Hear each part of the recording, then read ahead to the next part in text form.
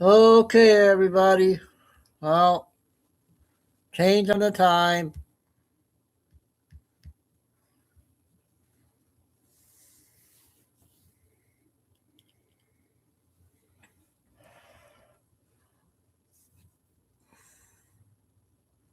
I might have to go on tonight too. There's so much stuff going on, you guys.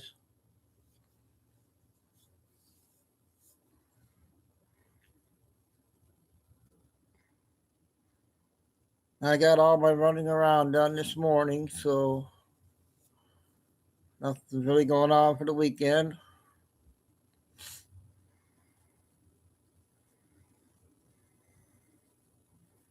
My first show I did this morning must have didn't go through right, you guys. Did you guys see me on this morning?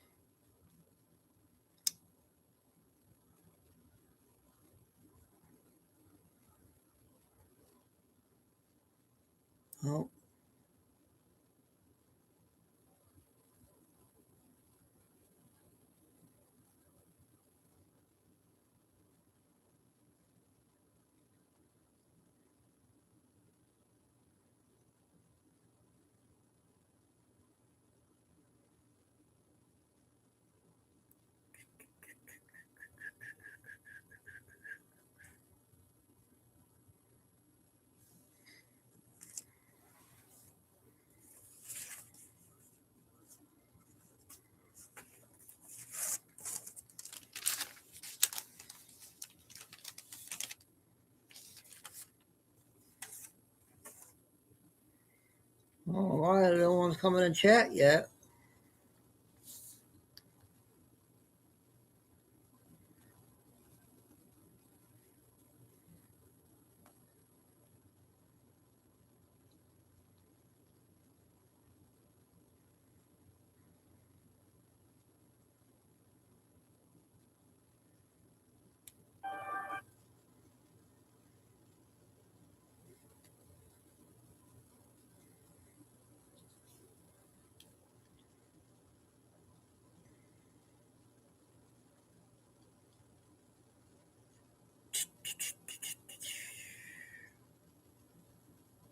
Well,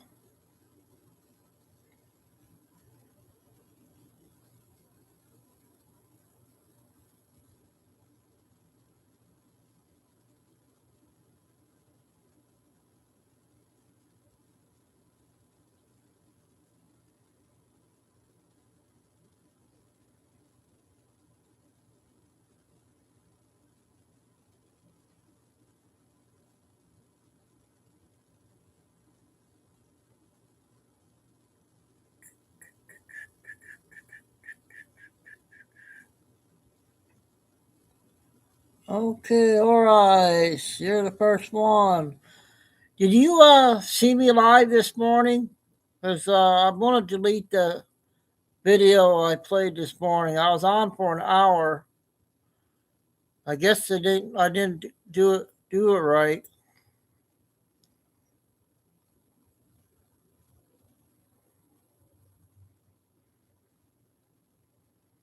Yeah, so I'll play that 10-minute video of Trump's speech. I don't know did you hear it this morning? Because there was a lot of breaking news this morning. I came on about 10:30, 11 o'clock.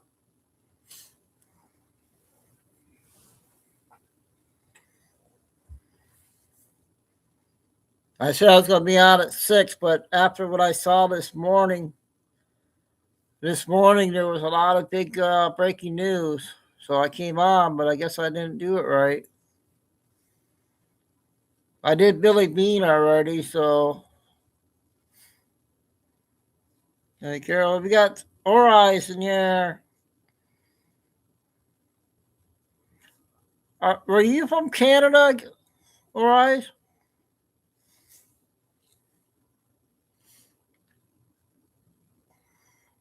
Tim, okay, now we're getting people.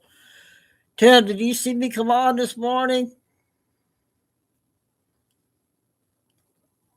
I guess I'll play that speech, I'll replay that 10-minute speech. Because I came on and Carol was the only one in chat. And there was a lot of breaking news this morning. And there still is right now. I wasn't going to come on till 6, but there's so much news. I might have to come on tonight too, you guys. I got all my running around done this morning, so everything's good for the rest of the weekend.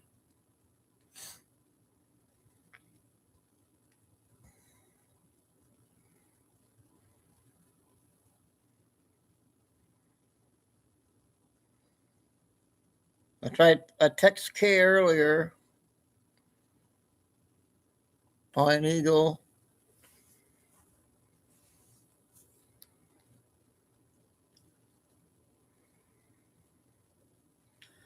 I don't know if you guys want me to replay Billy Bean or not, because I played it this morning.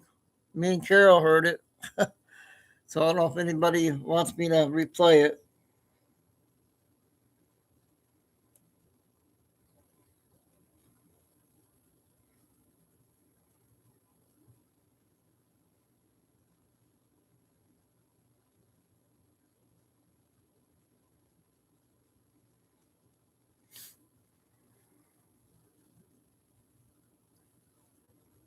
Yeah, I think I might do that, Carol. I'll stay on and I ate lunch just now, so I'm okay till tonight, 7, 8 o'clock.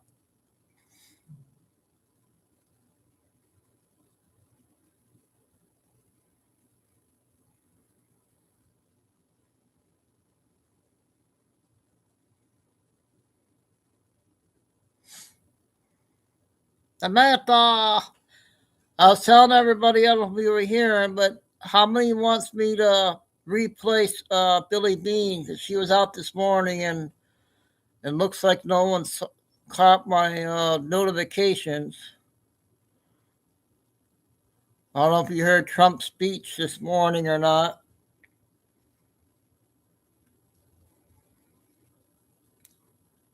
We got a lot to cover, so might be a marathon day today.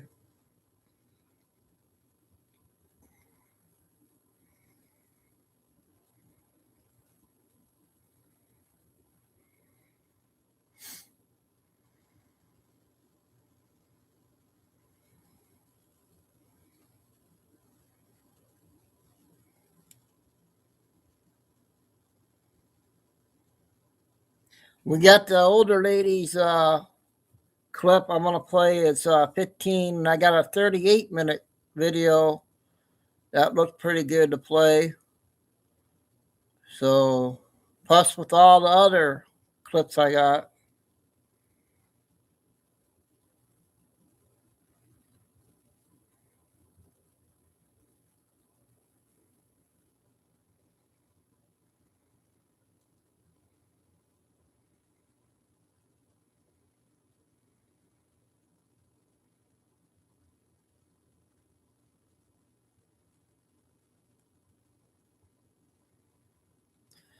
So I will do a quick prayer. Um, Lucy's grandson is in the hospital. They don't know what's wrong with him yet. They're not sure how serious it is. So we'll do a quick and we'll do a prayer for our military. So good afternoon, God. We're here today, another day of intel, and asking for you to put your hand and angels around Lucy's grandson, young person there. Need your help. Please make sure you, they find everything what's wrong with them on time. Please, thank you. And just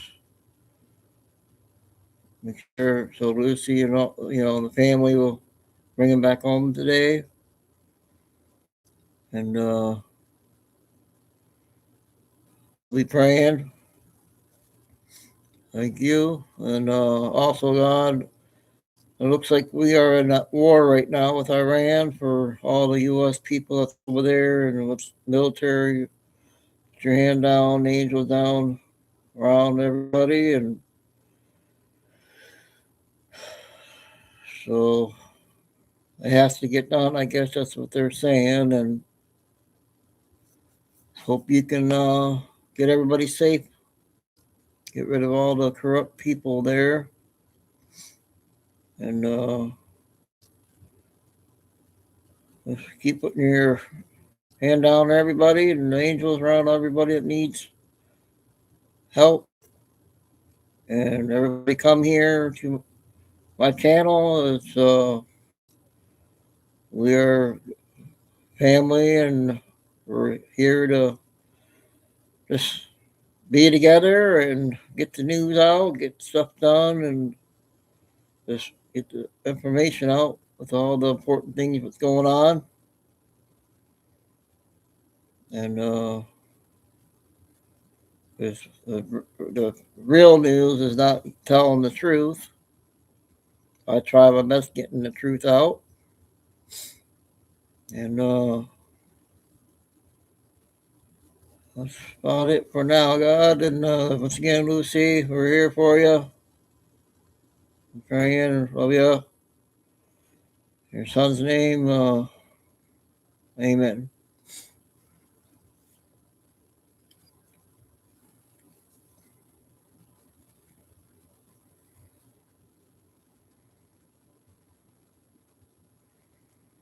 Okay. I'm going to go ahead and get logged into Telegram here.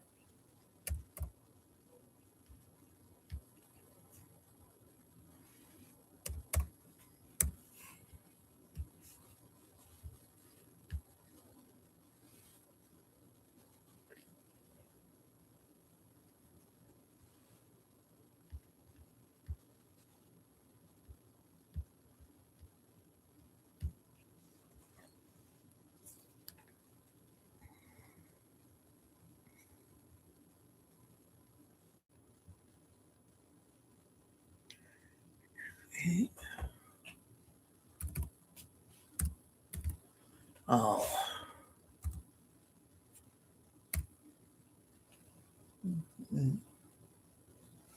What the heck?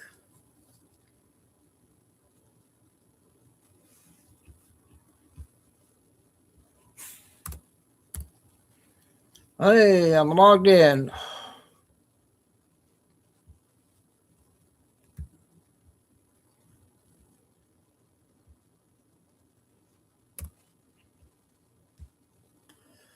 Okay, so we'll go ahead. I don't know if you guys, we played it this morning, but how many didn't see this? Samantha, did you see this one?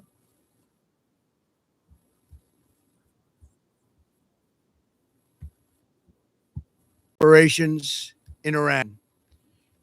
Our objective is to About 6 defend minutes. the American people by eliminating imminent threats from the Iranian regime, a vicious group of very hard, terrible people. Its menacing activities directly endanger the United States, our troops, our bases overseas, and our allies throughout the world. For 47 years, the Iranian regime has chanted death to America and waged an unending campaign of bloodshed and mass murder, targeting the United States, our troops, and the innocent people in many, many countries.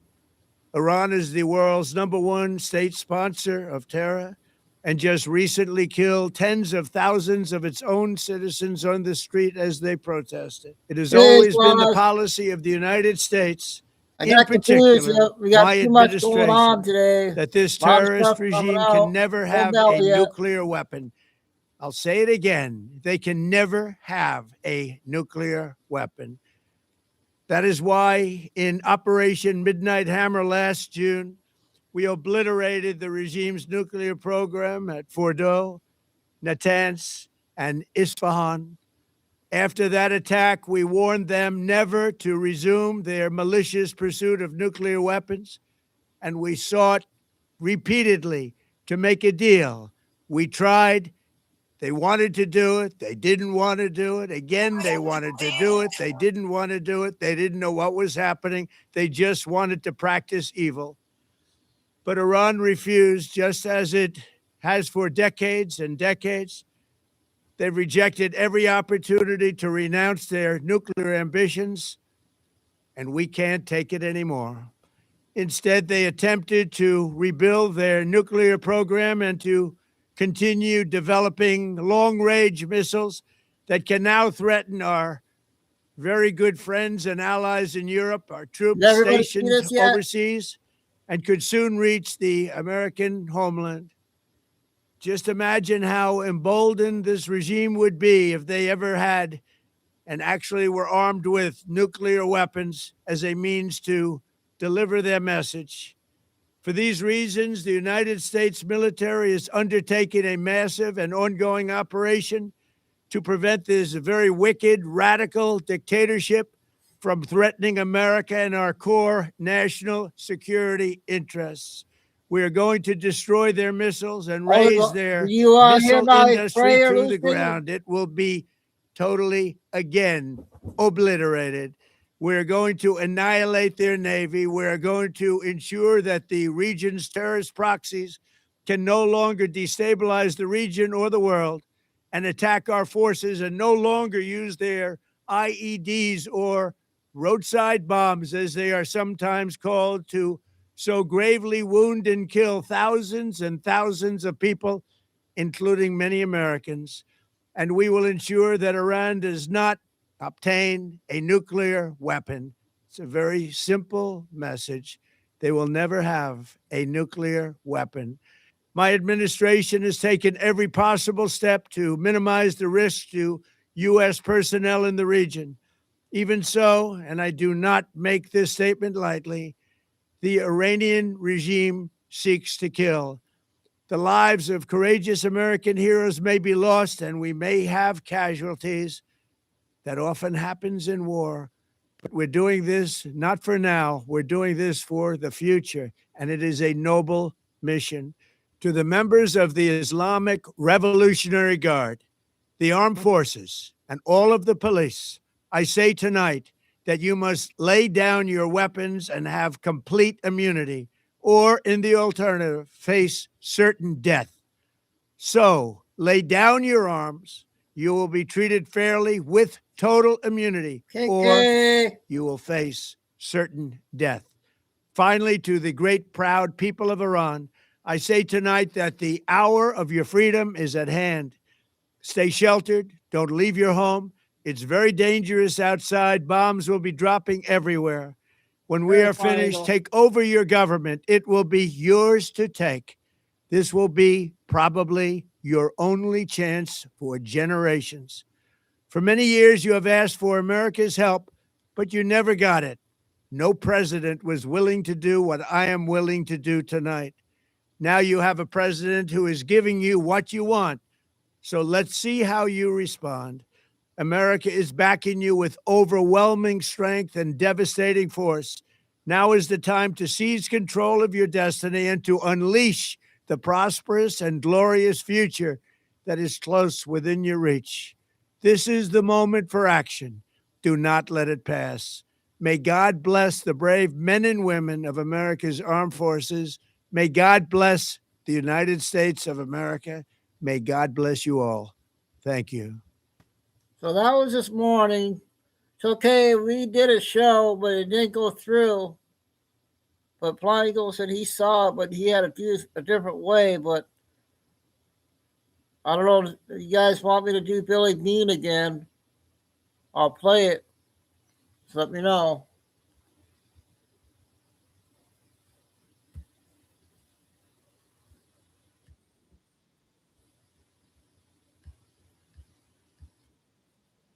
Released their annual report to Congress concerning White House office personnel. It includes the names, status, salary, positions and titles of 377 White House employees. Okay. The report also shows that Trump did not take a dime from his salary, but instead donated it to an amazing cause. Furthermore, the report also shows that President Trump is far better in saving money. The White House salaries under Trump are $35.8 million versus $60.9 million under Obama. That's a savings of $25.1 million. Here are some more key findings. There are 140 fewer employees in the White House staff under Trump than under Obama during their respective presidencies. 39 fewer staffers are dedicated to the First Lady of the United States. Currently, there are only 5 staffers dedicated to Melania Trump versus 44 staffers who served Michelle Obama.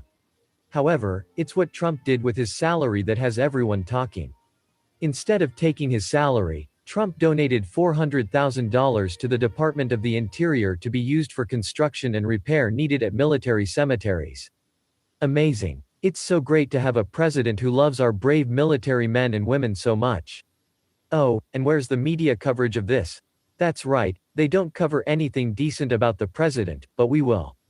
Please pass this message on to all your online network of friends. Together, we'll get the message out. Together, we can keep America great. This is Ray, Director of Filipinos for Trump, Presidential Re-Election Committee 2020. Thank you for watching. Share this with as many people as possible. Thank you and God bless. So that's a new one there, clip. Yeah, we'll do some short clips. And we're going to go on till 6, and then we'll come back at 8 o'clock. I'll take an hour break.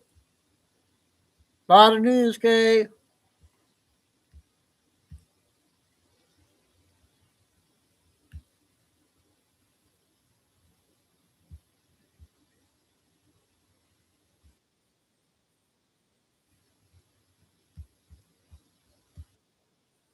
Been more influenced by how things seem than by how they truly are.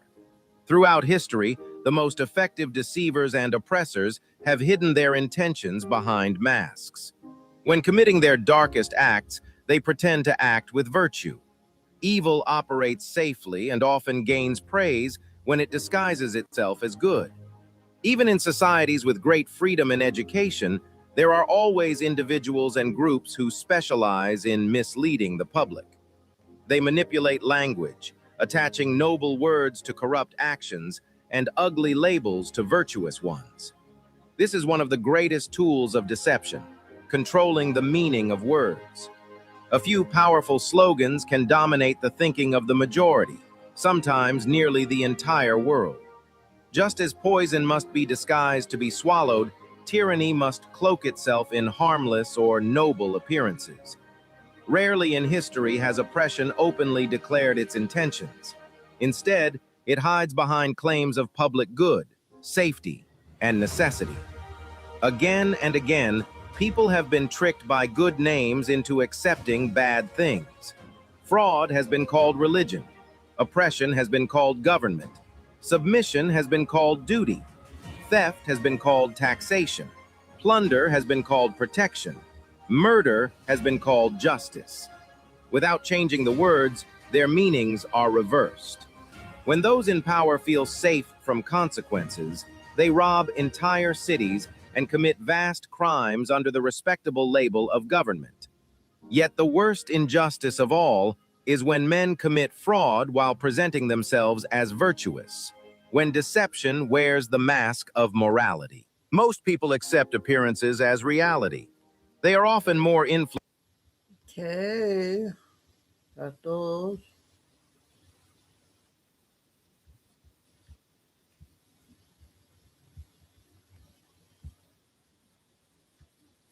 The President of the United States is standing behind the resolute desk, red-faced, veins visible on his temples, surrounded by advisors who are afraid to speak. On the desk in front of him is a single printed document. It is a freshly signed memorandum of understanding between Canada and the People's Republic of China, a strategic economic partnership valued at $150 billion over the next decade. For the first time in modern history, America's closest ally, its largest trading partner, the country that shares 5,525 miles of undefended border with the United States, has just signed a comprehensive economic pact with America's greatest geopolitical adversary, and the president just found out from cable news. Sources inside the West Wing describe the mood as volcanic. The document landed on his desk at 7:42 a.m. Eastern Time, but the deal had been quietly finalized over the weekend in Ottawa, with Chinese Premier Li Qiang's delegation present for the signing. We are talking about $40 billion in energy infrastructure investment. We are talking about $35 billion in critical minerals extraction. We are talking about $28 billion in electric vehicle manufacturing commitments. We are talking about joint semiconductor research facilities on Canadian soil, 80 miles from the Michigan border. President Trump, already reeling from the Supreme Court's February 20th decision striking down his IEEPA tariff authority, already hemorrhaging political capital from the ongoing trade war, has now watched his northern neighbor walk directly into Beijing's open arms. And the timing is not coincidental, it is surgical. In this special report, we are going to break down exactly how this happened. We are going to explain the financial architecture of the deal. We are going to reveal why the Supreme Court ruling made this inevitable. We are going to show you the 5 simultaneous crises now converging on the White House. And we are going to answer the question that every American should be asking right now. Did we just lose Canada? Buckle up. The geopolitical map is being redrawn in real time. To understand why Mark Carney walked into Beijing's embrace, we have to go back to January 16th, 2026. That was the day Carney flew to China, the first Canadian prime minister to visit Beijing since 2017. The preliminary deal he signed that day was modest by design. Tariffs on Canadian canola seeds were to drop from 85% to 15%. A quota of 49,000 Chinese electric vehicles would enter Canada at a 6.1% tariff rate. It was framed as a trade adjustment, not a strategic realignment. But here is what nobody was talking about at the time. Behind the agricultural tariffs and the EV quotas, a second track of negotiations was already underway. According to leaked diplomatic cables obtained by the Financial Times, Carney's team had been in back-channel discussions with Beijing's Ministry of Commerce since November 2025, negotiating something far more ambitious than canola and lobsters. The catalyst was Trump's tariff war. Since August 2025, Canadian goods have faced a 35% tariff entering the United States. Steel and aluminum have been hit with 25% duties under Section 232. The automotive supply chain, the backbone of Ontario's economy, has been systematically dismantled by punitive trade measures. Canada's GDP growth stalled to 0.4% in the third quarter of 2025. Unemployment in manufacturing regions climbed to 8.7%. The Canadian economy was being strangled, and the tourniquet was American. So Carney made a calculation. Sources inside the Prime Minister's office say the decision was framed in existential terms. Canada could not survive as an economic appendage of a hostile trading partner. Diversification was not a luxury, it was oxygen. But here is the catch. The January deal was the appetizer. The $150 billion package announced this weekend is the main course, and its implications are staggering. Let me walk you through the financial architecture, because this is where the geopolitical earthquake is actually measured on the Richter scale. The deal is structured across 5 pillars. Pillar 1, energy. China will invest $40 billion in Canadian liquefied natural gas infrastructure over the next 7 years. This includes 2 new LNG export terminals in British Columbia, pipeline expansions connecting Alberta's gas fields to the Pacific coast, and long-term purchase agreements locking in 18 million tons of LNG annually for Chinese state-owned importers. The price? Canada gets guaranteed revenue streams independent of American demand. China gets a North American energy supply that bypasses the Strait of Malacca, its greatest strategic vulnerability. Pillar 2, critical minerals. This is the one that should terrify Washington. Canada sits on some of the largest deposits of lithium, cobalt, nickel, and rare earth elements in the Western Hemisphere. Under this deal, Chinese mining conglomerates will invest $35 billion in extraction and processing facilities in Quebec, Manitoba, and the Northwest Territories. Sources at the Pentagon say this provision alone represents a national security catastrophe. The United States depends on Canada for 60% of its critical mineral imports. If Chinese companies control the extraction, they control the supply chain. They control the pricing, and they can redirect supply to Beijing's industrial base whenever geopolitical tensions demand it. The rare earth leverage that China has held over the world for decades is about to get a North American subsidiary. Pillar 3, electric vehicles. The January quota of 49,000 Chinese EVs was a test. The expanded deal reportedly raises that number to 200,000 units annually within 3 years, with BYD and CATL committing to build 3 assembly plants in Ontario and Quebec.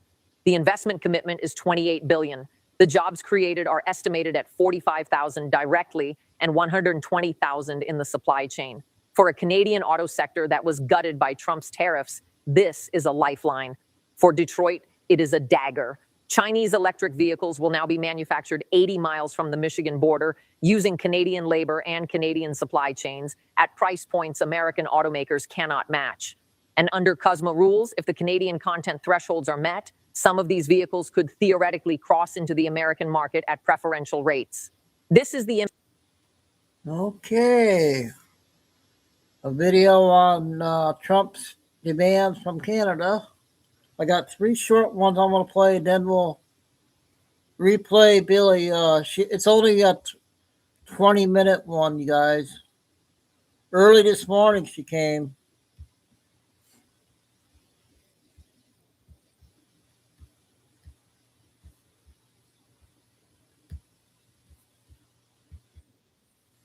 Iran building bombs in a girls' elementary school. I'm just curious because that was one of the sites that was taken out last night, this morning. What do you think? Also, it was pretty weird to me that last June, they said we had to go in and hit Iran because they had all these nuclear capabilities. They went in, they did it. They said, whoo boy, we got it, wiped them out. Now, all of a sudden, it was necessary. And we had to go in right now and kill this nuclear program. But then we have Lindsey Graham and Laura Loomer and all kinds of other people mouthing off in the background, oh, we need a regime change. Why does the U.S. need to be involved in this? How is this an America First policy? Will somebody please break this down for me? Because I don't get it. Explain it to me if you do, please. I'd love to hear your explanation. Why it was necessary to take this girls' elementary school out while you're at it. Okay, I'm not sure if this is the same one or not.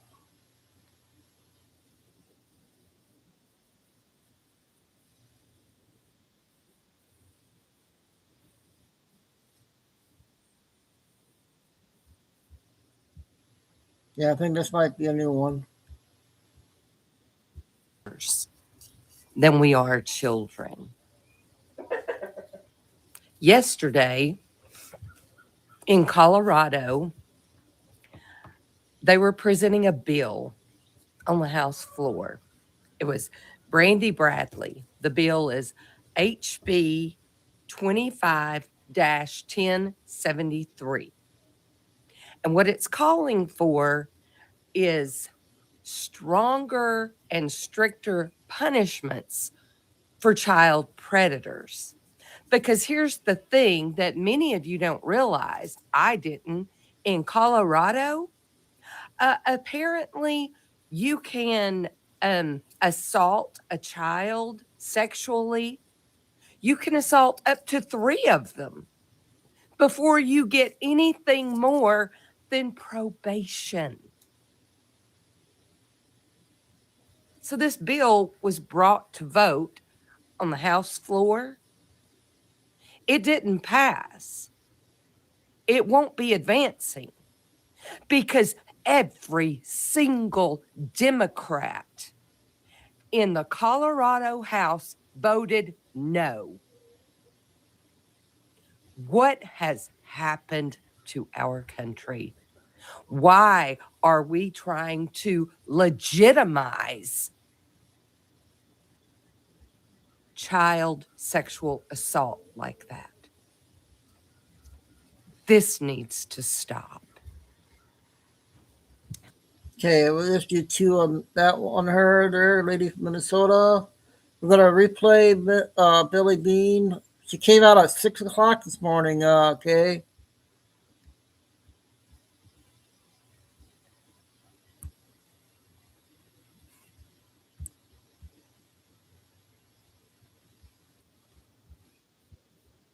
Yeah, I'm gonna replay it. There's a lot of people see it yet.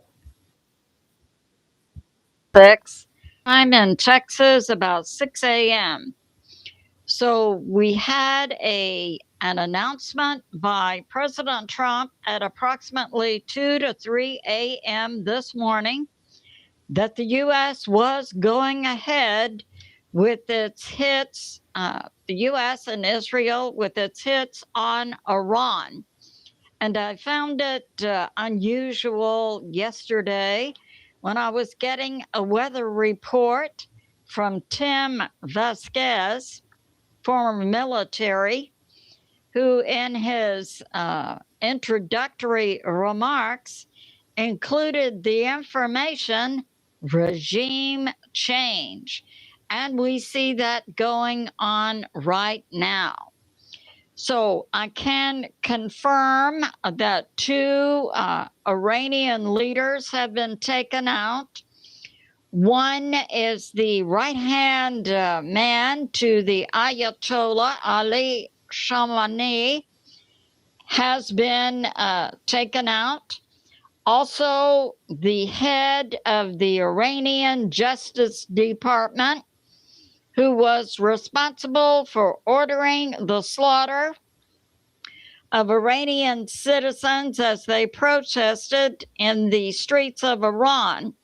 I can also confirm and report that Iranian students are celebrating at their school as a nearby IRGC location was hit, celebrating in the streets, saying, "We love Trump," and "Thank you, President Trump." So the Iranian people are celebrating. We see also the Israeli people now in shelters also celebrating the hits on Iran. And we can report this. Hits have been made inside Iran in Paran by U.S. fighter jets. And we can confirm that hits have been made in Tehran on the compound of the Ayatollah. It's currently unknown where the Ayatollah is located, nor whether the Ayatollah has been hit. I can also confirm that Iran is hitting U.S. bases in the Middle East, including Bahrain, Qatar, Jordan. And we have this going on. So we have also a video coming out of Iran provided by Tusi TV showing students celebrating when a nearby IRGC base was hit, and dancing and singing and saying, "I love Trump." In Tehran, the Iranian people are in the streets celebrating. We currently have also inside Iran a blackout on the internet, also a blackout for the internet inside Iran also being blacked out, and that landlines and cell phones are mostly not working. And we have this, that The U.S. has been making hits, as has Israel, since about 2 to 3 a.m. U.S. time. The U.S. is hitting strategic military locations inside Iran. Israel is hitting government locations. The name of the U.S. operation is Epic Fury. The name of the Israeli operation is Roaring Lion. And we have this. Al Jazeera reports hits in Tehran. And we understand the hits in Tehran, the capital city of Iran, are on the Ayatollah's compound. And we have also to look forward to President Trump making another public announcement to the American people later this Saturday morning. And we have Fox reporting Iran has hit U.S. bases in Saudi Arabia, Qatar, Bahrain. The U.S. and Israel have hit Tehran plus many locations inside Iran. And we have this from New York Prepper. The U.S.-Israel strikes are now taking place. Hey, 9-minute one. Israel is in a state of emergency. Israel has put a NOTAM, a no-fly area over Israel. We have BBC reporting a U.S. base in Bahrain has been hit, as has bases inside Qatar. And we have this. The UK has assured the world that no UK bases were used to launch attacks against Iran. Of course, as I've been putting out this week, Keir Starmer demonstrates that he is a traitor to both the US and the UK. And we have this. It's believed by military analysts that once this military strikes have begun on Iran, this will be a sustained conflict lasting for days or weeks. And we can also put forth Iran has hit U.S. bases in Bahrain, UAE, and Saudi Arabia, and that the U.S. is targeting the IRGC inside Iran. Iran has hit U.S. bases. We do not have any reports of damage nor casualties for the U.S. bases yet. And we have this. Part of President Trump's message at 2 to 3 a.m. this morning was a message to the IRGC and the Iranian military. Lay down your arms. Do not fight against the U.S. and Israel. And the U.S. can guarantee immunity for you. And global response. Australia has put out a response supporting the U.S. Russia has put out a statement condemning the U.S. China has been silent. No report. Callas, a leader of the European Union, has put out a statement supporting the U.S. And it's expected by military analysts that we will see wave after wave of strikes on Iran by the U.S. and Israel.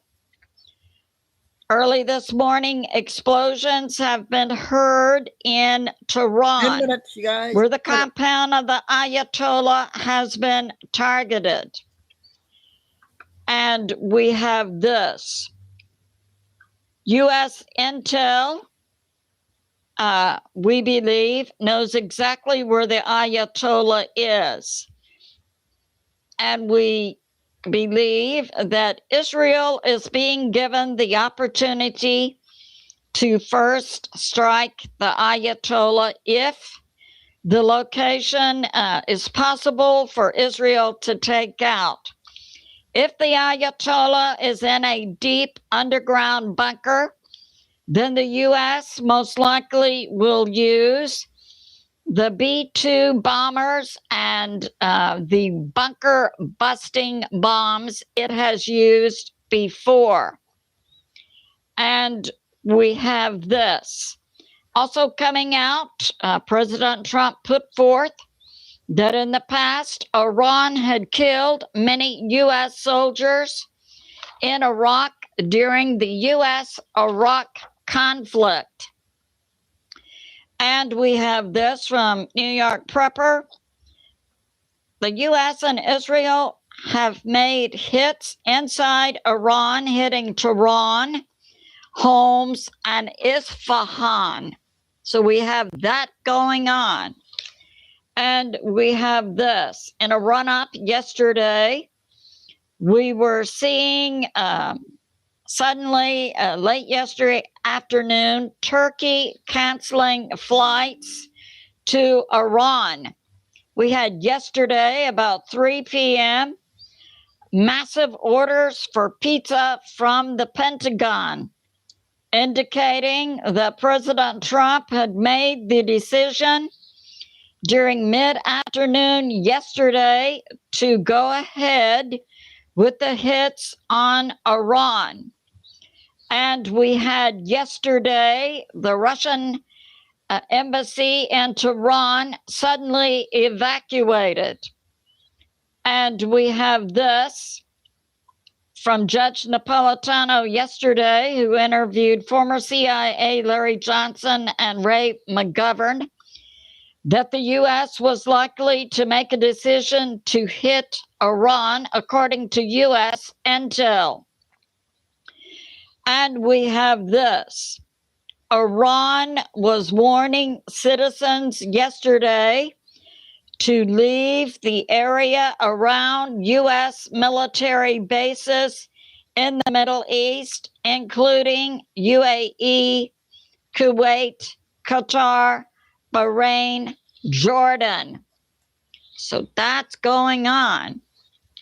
And we had this also yesterday, coming out from Martin Armstrong. Coming out from Martin Armstrong, globally famous economist, that Sun Tzu, Art of War, Know Your Enemy, and that China was providing advanced planes to Iran that could fly at 65,000 feet as opposed to 40,000. Well, if China is providing the planes, China would also have to provide the pilots. So we'll see where this goes. And it's being reported Iran leaders are 4 levels deep. In other words, you take out 1 level, you got to go down 4. And that new news to me from Martin Armstrong is that the IRGC controls the economy of Iran. And we have this, that NATO is supporting the U.S.-Israel strikes, and that Iran has no problem killing Iranian citizen protesters, and that this has made the world angry toward Iran. And it's believed by analysts that the Iranian government and military are fighting not to protect the people of Iran, but to maintain their positions of power. We know that these strikes on Iran will cut off 80% of Iran's oil going to China. And a significant date to look for significant things occurring, March 3 through March 9. We have this from Martin Armstrong's predictive software Socrates, that Iran and the Middle East will be hit in February. And we're seeing other areas of the Middle East igniting, including Pakistan hitting Afghanistan. And Socrates predicts what begins in the Middle East will lead to World War III, which will be different than World War I and II. In World War I and II, adversaries were clearly identified. This time, this will not be so, and World War III will actually involve, according to the predictive software Socrates, multiple conflicts, including North Korea, South Korea, and China, Taiwan, and Thailand, Cambodia. And we have this, that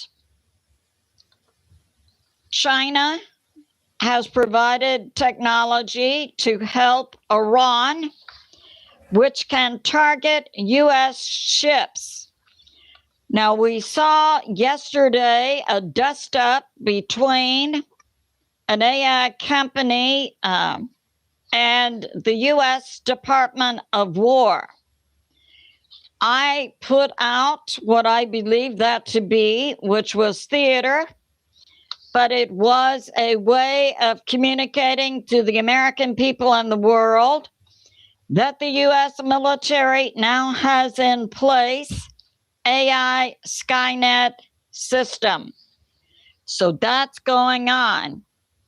It's being reported Iran does not have, or they do have, supersonic missiles. 3 minutes. I'm totally confident that the U.S. military knows exactly what type of weapons Iran has and can neutralize Iran's weapons. China has also provided to Iran China technology to help with radar systems.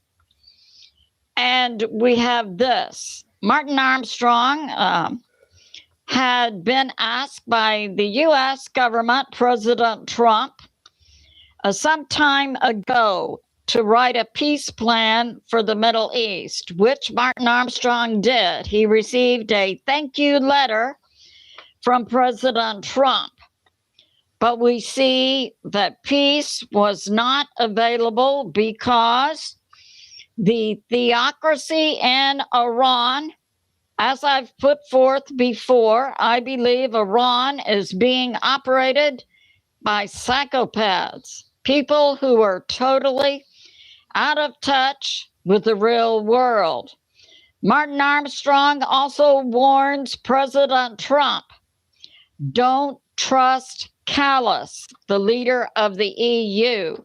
She is a backstabber. And also, don't trust the EU and NATO, who it's possible could put forth some type of false flag to drag the U.S. in against Russia. And we have this. In the U.S., politically, we see a division between two separate groups of U.S. neocons. Neocons always want war. As we were warned by President Eisenhower, Watch out, America, for the industrial military complex. And we have this, that Marco Rubio, Secretary of State, also wants regime change in Cuba in addition to Iran. So that's going on. It's good to be in prayer for America, President Trump, the U.S. military, and world peace. I love you, and I'll see you soon. Okay. That was early this morning. Me and Carol played it. I messed up on the settings this morning, I guess. So we got that one out. And yeah, we're going to do Captain Kyle, do some short ones, and then get the 10-minute videos.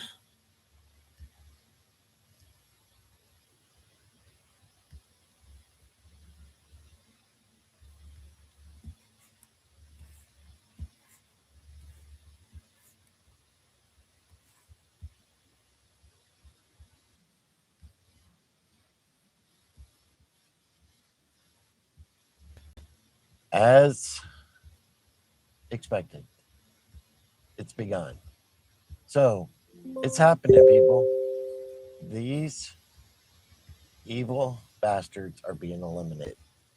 And I would 8.5. caution you about who you listen to, what you follow, and stay out of the bullshit noise, because there's a lot of that out there right now. And it is like, makes me want to throw up, actually. This is about saving humanity, the world. Yes, oh, it's another war, blah, blah. Shut up and go to your corner. It's about getting rid of the evil that has been basically just terrorizing that country and the world by its proxies for 47 years. So sit down, shut up. It has absolutely nothing to do with the Epstein files and distraction and some of these stupid narratives that are out there. It's like, you guys are just retarded. I mean, seriously. It's like, this is about eliminating the evil that is out there. And it's happening. And it ain't stopping till it's over with. And it will be over with. And I want to encourage the people of Iran that you are good people. And there is all kinds of people around this world that stand behind you, and take back what was stolen from you. This is your opportunity. We're not stopping till they're gone, and we will finish it. This is a totally different posture of us getting into conflicts than other presidents in the past. These other presidents in the past, military, they never, ever wanted to win them. They were always going into these situations basically handcuffed about how and what was going to go down. This ain't the deal no more.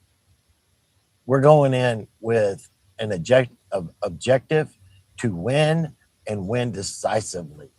And that's exactly what's happening. General Raising Cain is exactly that, Raising Cain. And he putting the whoop ass on him right now. Oh, shit. Oh, man. Sorry. That was our alert system here, and scared the shit out of me there for a second. But it's going off, and there's nothing I can do to stop it. And this is even with my truck completely closed. I don't know if you can still hear it, but it's still blasting. I just want you guys to know that there is all kinds of proxies inside the United States that are Iranian. They were a part of the Muslim Brotherhood. and also cartel. And I do believe that they're going to activate these sleeper cells and cause chaos within our country, starting in the blue cities. So be vigilant, keep your head 1 on a minute. swivel, and don't get caught up in something that is not good. Another thing, just as I predicted specifically that they were going to go in Friday night, be Saturday, and did they not go in Saturday in the light of day, not during the night where they had all the opportunity of being an advantage? They already have the advantage, just as I've said over and over and over again. And this is what concerns me, people. And watch and see if this opportunistic option doesn't come to play, that while we're focused on eradicating the evil in Iran, that Russia doesn't go full stop on Ukraine, because they have been holding back big time, and go full stop. Not only does that happen, but it wouldn't surprise me at all if China now takes Taiwan. Now, we've talked about this in the past. I think it's pretty much a done deal. But the thing is that they can go in there with us being focused where we are, because we have removed so many assets. Our aircraft carrier, the Abraham Lincoln, from there, and it would be 24 hours, maybe 36, and it would be over with. And we're not going to be able to, we would not go back in to fight after a non-defensive position again. So if this happens, I was expecting it. If it doesn't, I can't believe that this was the greatest opportunity for these other incidents to actually take place, to bring us into that global conflict that we have kind of thought was coming for the potential precipice event. So let's just see how things go. But as far as Congress, you were notified. Doesn't need your permission. He's got 60 days to do exactly what he did. Doesn't ask your permission for, can we go to war? No, because you're a bunch of freaking leakers. And they were notified as per the 1974 War Powers Act, I believe it is. And it's all being done by the book, people. So anybody that's talking shit outside of that absolutely has no idea what they're talking about. So be careful who you follow. Be careful what kind of bullshit you let into your life, because that's exactly it.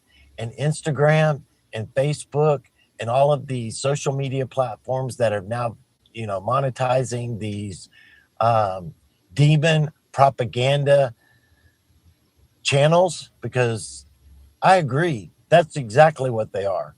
And there's no checks over there, and they're just getting paid. So they're just completely stirring up stupidity to create even more useful idiots, because that's exactly what they are. And so it's all happening, people, just as predicted. And we are entering into March Madness. Welcome to the show, people. Stay safe, be vigilant, take care of yourself, be prepared, not only physically, but also spiritually, because this is an attack spiritually as well.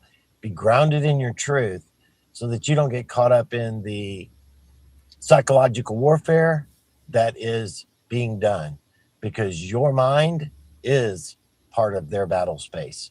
So I love you guys. Talk to you soon. Captain out. Okay, today's Captain Kyle video. Time for some short ones.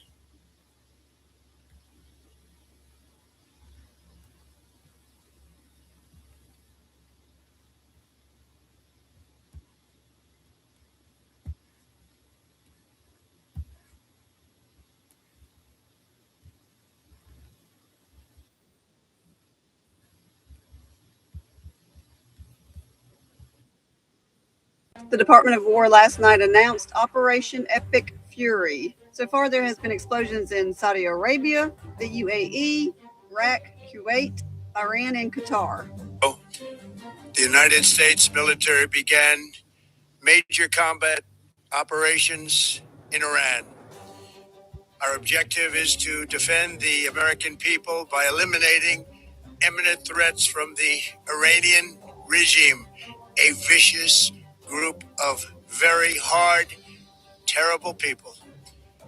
Its menacing activities directly endanger the United States, our troops, our bases overseas, and our allies throughout the world. For 47 years, the Iranian regime has chanted death to America and waged an unending campaign of bloodshed and mass murder, targeting the United States, our troops, and the innocent people in many, many countries. Among the regime's very first acts was to back a violent takeover of the U.S. Embassy in Tehran, holding dozens of American hostages for 444 days. In 1983, Iran's proxies carried out the Marine barracks bombing in Beirut that killed 241 American military personnel. In 2000, they knew and were probably involved with the attack on the USS Cole. Many died. Indian forces killed and maimed hundreds of American service members in Iraq. The regime's proxies have continued to launch countless Everybody's attacks playing this against video, American you forces guys. stationed in the Middle I East find in it on recent almost every years, channel. as well as U.S. naval and commercial vessels and international shipping lanes.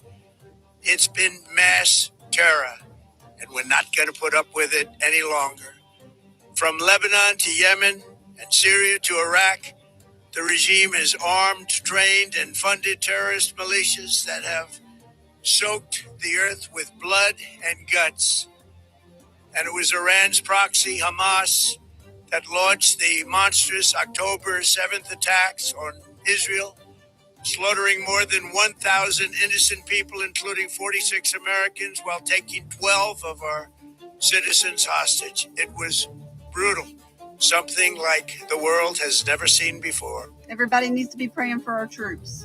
Listen up. We are officially at war. Okay, Our Lady, another one from TikTok. Now we'll get the one guy that he has two of them out. Then we'll get the other two. And then we'll get a 10-minute one.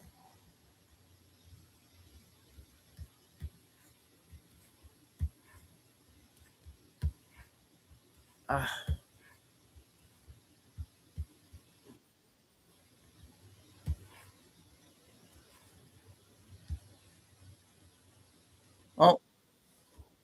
Well, we'll play her. You hiding under your rocks in your mama's About basement? 3.5. I don't see any of you out in the streets screaming about freeing Iran. Y'all sure were loud about free Palestine every fucking 5 minutes, posting that shit on everybody's damn post that they did, no matter if it was about cats or horses or fucking a cup of tea. And y'all screaming free Palestine the whole time. But when it comes to Iran, people who are literally being taken out the streets by the tens of thousands, you bunch of cowardly motherfuckers are awfully quiet, aren't you? All you're good at doing is protesting in a country where you know you're safe, where you know you're not going to be taken out, where you know you're not going to spend years in a dark dungeon. Oh, y'all real brave getting out to the United States and hollering and screaming about our president acting treasonous, acting like a bunch of fucking morons. You know what's funny? Nobody's going to fucking remember your name. Nobody. But everybody knows President Trump's name.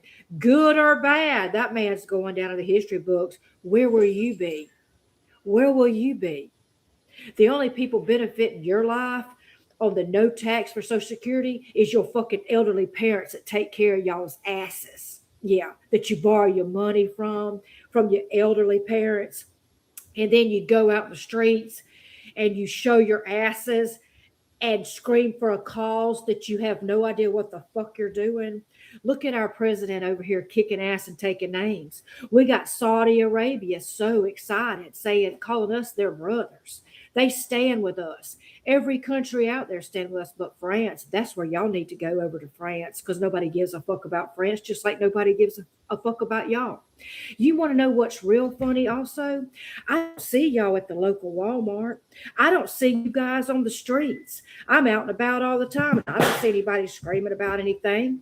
Y'all real brave when you got that phone on, and you real brave on this social media talking about our president, calling him all kind of names, accusing him of shit that's not true, because you're allowed to, because you live in a fucking country that my daddy and my granddaddy and my great granddaddy fought for you to run your sorry fucking mouths. And let me tell you something. If shit was to hit the fan and all you guys do is pray and hope, not pray, but hope that the president fails the country, what the fuck do you think is going to happen if one of these countries attacks America? Y'all going to be the first scurrying bunch of spray roaches running behind one of us, wanting us to protect you, because you have no idea how to protect yourself. Is all that screaming and hollering and getting in the streets protesting going to protect you? If our country's attacked, you better get on your hands and knees, and you better be thankful we got a man that handles business and does what he says he's going to do. We got a powerful motherfucker in office that don't play. You hear me? And countries are scared of us because of it. And y'all over here taking advantage and constantly berating this man, and we are so fucking sick of it. I am waiting for the day when we get to do, that's all I'm gonna say, grow the fuck up, you motherfucker. Where are you? Okay, she had a serious one today, guys. I got one more. JJ, change the times again. Too much intel going on. I sent you a few things. Did you get them?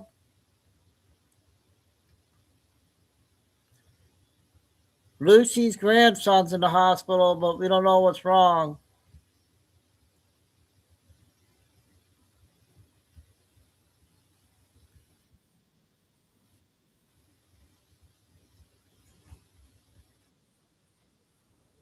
Trump, you amazing. Once in a lifetime, once in a fucking ever, the best president. You are the absolute best president. Look what you're doing for Iran. You have freed them. The Ayatollah is dead. You have stopped the crap going on in Gaza and Palestine and Israel, and you're doing nothing but good work and God's work. And you've got these crazy ass lunatics over here in America constantly berating you and belittling you and trying to take you down. But let me tell you something. You got people like me that love you so much, that sees who you are, that sees the good that you are doing. You got people in Iran that are chanting your name, that are so thankful. You've got all these people that love you so much. And I'm sitting here going, we get upset about these crazy ass liberals saying this crazy shit about you, and you never let it stop you. You never let it slow you down. You just keep on doing a great job. And I'm going to tell you something. We will never forget you. We will never forget you. Our kids will never forget you. Thank you so much, President Trump, for everything you have done. And I know you'll never see this video, but God, I hope that you do one day. I hope you know how much the American people, the Republicans, the MAGA, how much we love and appreciate you. Thank you so much. I'm sorry, Amen. Well said. She's a good one. Follow.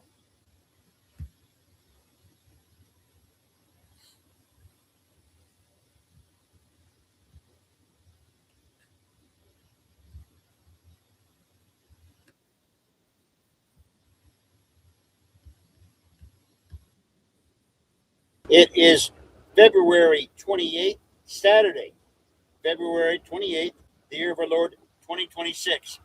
I own HG Construction. I'm a builder. I built a home in the Thomas fires. About and I 5 have minutes. cleaner, or I guess what we call a leaner, greener way to build a home. Having said that, I just left Pacific Palisades and talked to a bunch of them. There is building going on. Only 15% after a year. Only 15% of the houses of the 7,000 houses and properties that were burnt down, barely 15% have permits and are building. More importantly, the city of LA just issued a little over 100 permits this month. They're starting to ramp up a little bit. However, who knows what's going to happen in the next several months? There's a big push for the city and various other people, developers, to turn 40% of the burned out homes into affordable housing complexes. But right now, only 15% out of the 7,000 homes and properties that were burnt down, check it out. What's 10%? 700 homes. So you're looking at about 1,000 homes out of the 7,000 that are actually permitted. Oh, Billy and Bean came out being with a built. 10-minute one, you guys. That leaves you with over 5,000 homes that yet to get permits and get building. I don't know what's going on, but actually, to be honest with you, I do know what's going on. The city of LA has not hired enough plan checkers. They did that on purpose. They've only hired barely an additional 12 to 14 plan checkers to basically check all the plans and push them out, or push the permits out. They're slow playing this on purpose. And what's going to happen is many of these people that have to rent a property to live in while their house is getting a permit, cleaned up, getting a permit, plan checks, all this stuff, and start construction. During the construction and all this BS that's going on, they have to rent a property to live in while this is all going on. What's going to happen is very shortly, those people's money is going to run out and they won't be able to pay the rent. They'll have to sell their property or do something. Who knows? Because they haven't even got the permits yet. They haven't even, basically, many of them haven't even, many of them may have, or we believe many have put the plans into the city, but they're so backlogged by the numbers, they can't get to them. They're barely pushing out 3, maybe 4 a day. About 100 went out this month. That's about 3 or 4 a day. What's happening is they're slow playing this on purpose. Over 5,000 homes have yet to be checked and permits to start building. This is turning into a disaster for the people who are renting a home while their houses get built. This is a mess. I'm a general contractor licensed by the state of California. I have a leaner, greener way to build a house. If you go to, in fact, yeah, Carol, I saw that. Website, I got one to show you. I got another one. You go, let me put it to you this way. HG Construction PilePro.com. You can watch us build a house. Actually, you can type into Google, Google panelized home construction by HG Construction, and you can watch me build a house that burnt down in the Thomas fire. This is turning into... Yeah, I got one more there a little bit. I'm going to show this photo Carol sent, but I found one on Telegram.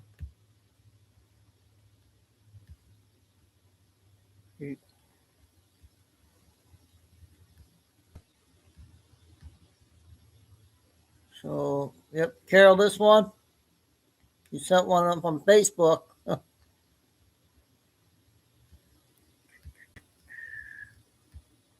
Okay, the 10-minute one.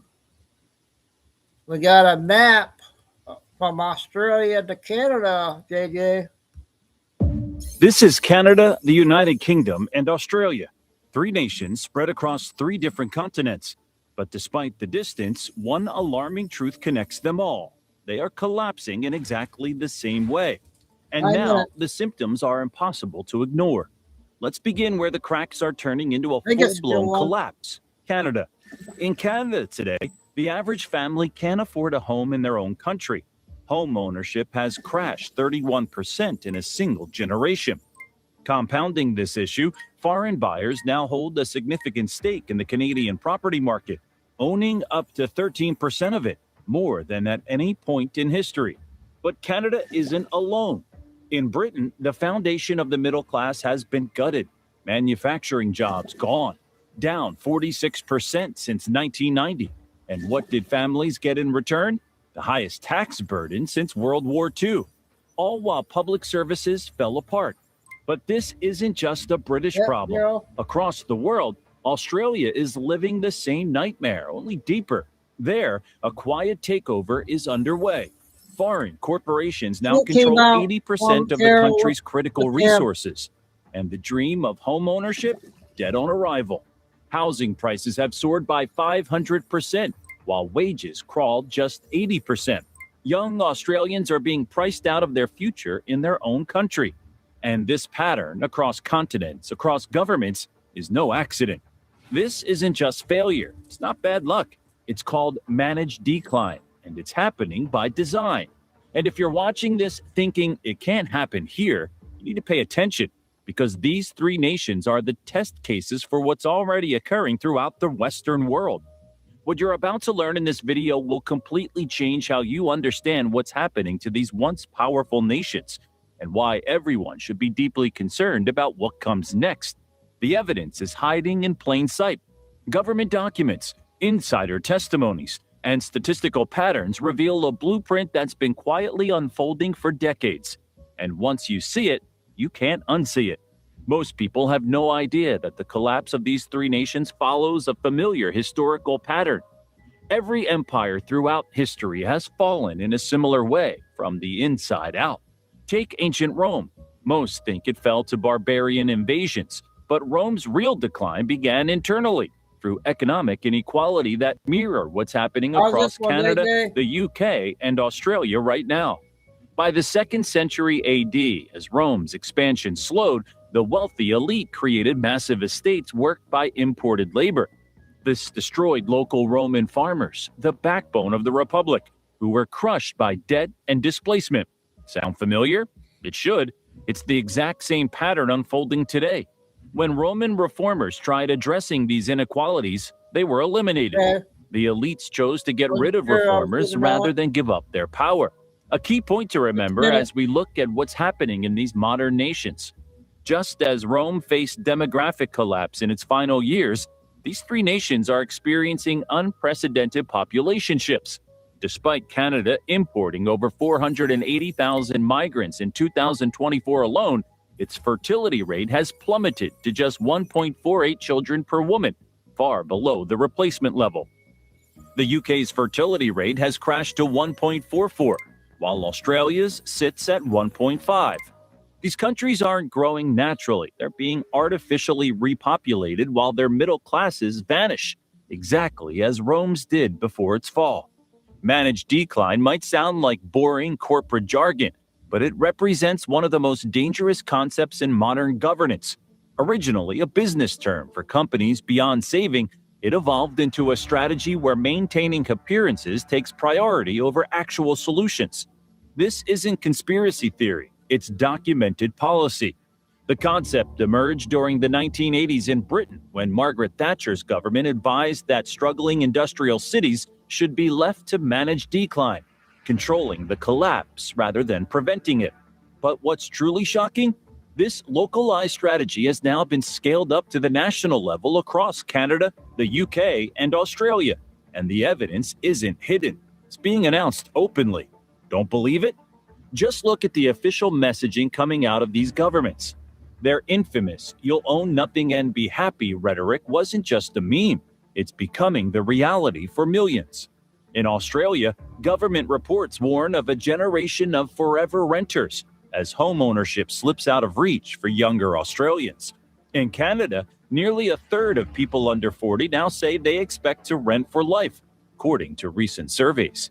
And in the UK, a 2025 policy paper declared that the era of mass home ownership is over, signaling a long-term shift away from traditional property ownership. If this is your first time hearing about managed decline, prepare for a rude awakening, because once you understand how it works, you'll start seeing it everywhere. And nowhere is it more obvious than what's happening to Canada right now. Canada presents itself as a progressive, independent nation. The reality? It's being transformed back into a resource colony before our very eyes. Here's the playbook being implemented with frightening precision. First, domestic production gets strangled. Since 2009, business investment per worker in Canada has fallen by 20%, according to Statistics Canada, part of a broader trend tied to weaker market competition. Meanwhile, productivity has stagnated. Canada also recorded only 1.1% growth in real GDP per capita between 2014 and 2024, making it the second worst performer among 38 high-income countries. Second, the market gets flooded with new consumers. Canada now has the highest population growth in the G7, with 98% coming from immigration. This creates artificial GDP growth on paper while masking collapsing living standards. Meanwhile, the housing market has detached completely from economic reality. The average Toronto home now costs 11 times the median household income, more than double what financial experts consider remotely sustainable. Young Canadians aren't just unable to buy homes, they're spending up to 60% of their income on rent alone. The numbers are staggering. In March 2025, the average home price in Toronto hit $1.4 million, while Vancouver topped $1.7 million. Meanwhile, the median annual income in these cities hovers around $100,000. Math simply doesn't work anymore. And who's buying these properties?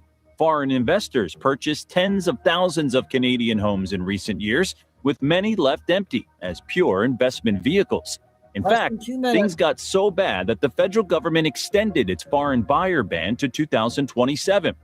Statistics Canada data shows that non-residents owned about 7% of condos in British Columbia and 5.6% in Ontario.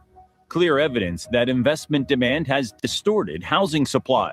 But wait, you might be thinking, isn't this just normal economic evolution? Think again. Most Canadians never even noticed when, back in 2015, former Prime Minister Stephen Harper publicly dismissed the middle-class prosperity platform as outdated. At the time, it sounded like political posturing. But in hindsight, it reads more like a warning, because what followed was a slow, calculated dismantling of the economic foundations that once upheld middle-class life in Canada. But here's the truly mind-blowing part.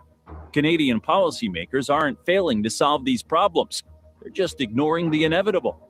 When asked what happens if Canada's housing bubble finally bursts, analysts warned that it could trigger a financial crisis with ripple effects far beyond real estate.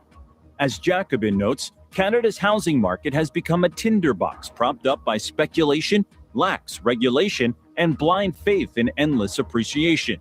If the bubble pops, it won't be a surprise. It'll be a disaster foretold. That's right, the system isn't broken. It's working exactly as designed. If you think Canada's managed decline is shocking, just wait until you see what they've done to Britain. It's the same blueprint, just a more advanced stage. And what you're about to discover will make you question everything you thought you knew about modern economics. The United Kingdom, once the workshop of the world and birthplace of the Industrial Revolution, is now experiencing the fastest deindustrialization of any developed nation.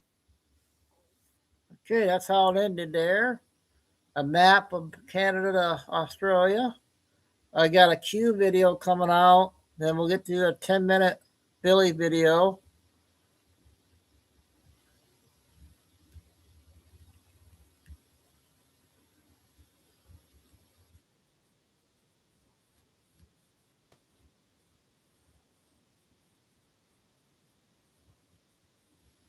Three, four sources, as many as I need to find a source that is reliable.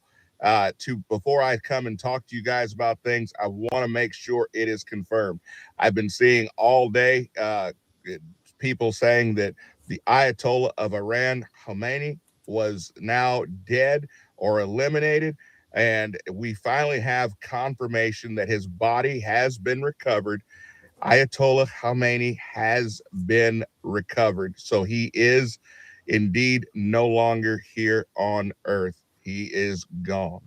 The Iranian people are rejoicing in the streets right now. They have been for over 40 years tormented by this regime and by this man. They are thankful to President Trump and to the United States troops for freeing them from this hell. So he is no longer here. Of course, the Democrats aren't quite sure how to respond to this. Many Republicans and Democrats over the years have said that they needed to do away with that vicious regime in an oppressive regime in Iran. No one's had the guts to finally pull the trigger and do it. Just like they didn't have the guts to remove Maduro, Trump decided enough was enough talking. He gave them chance after chance to come to the table, to negotiate. They chose not to do so. So once again, they messed around. They found out that there is a leader in the West that is willing to do the hard thing. I don't like war. I don't like war at all. And if this turns into a boots on the ground for years upon years, I will be the first one to stand up and say, absolutely not. But so far, they have done away and eliminated the target, one of the most evil and most oppressive targets in the world. They have removed him, and they have lost no American lives as of right now. So I am thankful for that. I am thankful that the troops are safe. I'm thankful that that regime has been done away with. And I pray that the Christians in Iran and the other residents of Iran, the citizens of Iran, will find a government that not only gives the people the peace that they deserve, but gives them the freedom that they deserve as well. But once again, President Trump has at least given them a fighting chance because they are now free of the oppressor and free from an evil, evil dictator. I know, once again, there are a lot of people who are on both sides, and even some conservatives that are upset that President Trump used military force and said, well, he didn't get the congressional approval. No one said a word when Barack Obama bombed over 8 different nations, but it's now confirmed that Secretary of State Marco Rubio did let the Gang of 8 know before they actually launched the strike. He didn't go to the entire congressional body, but he did go to the leadership within the congressional body with both chambers and let them know that the strike was inevitable and underway. Let me know what you guys think about this. Are you guys on the side that's excited that President Trump made the decision to rid the world of this dictator? Or are you on the side that you feel that Donald Trump should not have been involved in a foreign escalation? I'll see you guys. Okay, that's a confirmed video there on that. All right, we got another 5-minute one from yesterday Clinton video. Bill.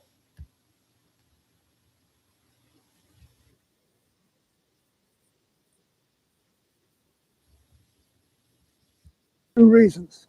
3 minutes. First, I love my country, including our Constitution.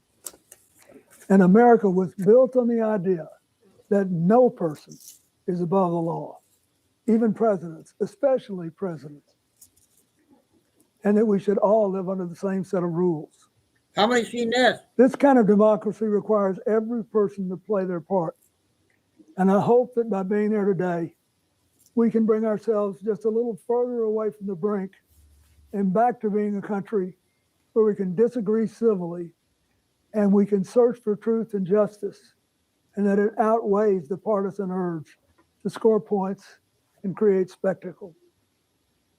The second reason I was there is that the girls and women whose lives Jeffrey Epstein destroyed deserve not just justice, but healing.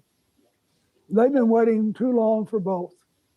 Though my brief acquaintance with Epstein ended years before his crimes came to light, and though I never witnessed during our limited interactions any indication of what was truly going on, I offered the little I do know in the hopes that it would help prevent anything like this from ever happening again. I also have to say something personal. Republicans made Hillary testify yesterday, and she had nothing to do with Jeffrey Epstein, nothing. She has no memory of ever even meeting him. She neither traveled with him nor visited any of his property. So whether 10 people or 10,000 people were subpoenaed, including her, was simply not right. So here's what I told the committee. First, I had no idea of the crimes Epstein was committing. No matter how many photos they show of me, I have two things that at the end of the day matter far more than any interpretation of 20-year-old photos. I know what I saw, and more importantly, what I didn't see. And I know what I did, and more importantly, what I didn't do. I saw nothing and I did nothing wrong. As someone who grew up in a home with domestic violence, not only would I not have flown on his plane if I had any inkling of what he was doing, I would have turned him in myself and led the call for justice for his crimes, not the sweetheart deal that we got. Oh my God. But even with 20/20 hindsight, I saw nothing that ever gave me real pause. We're only here today because Epstein hid it from everyone so well for so long. And by the time it came to light with his 2008 guilty plea, I had long stopped associating with him. When the video of my testimony today is released, I hope it will motivate everyone to go in front of Congress to say what they know. I hope it will motivate the Justice Department to finally release all the files and to ensure that this never happens again. The survivors deserve that. Oh, oh boy.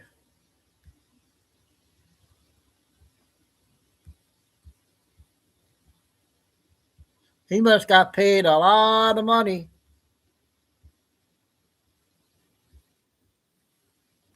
Seven minutes. Hey, Dave. Personal and political philosophy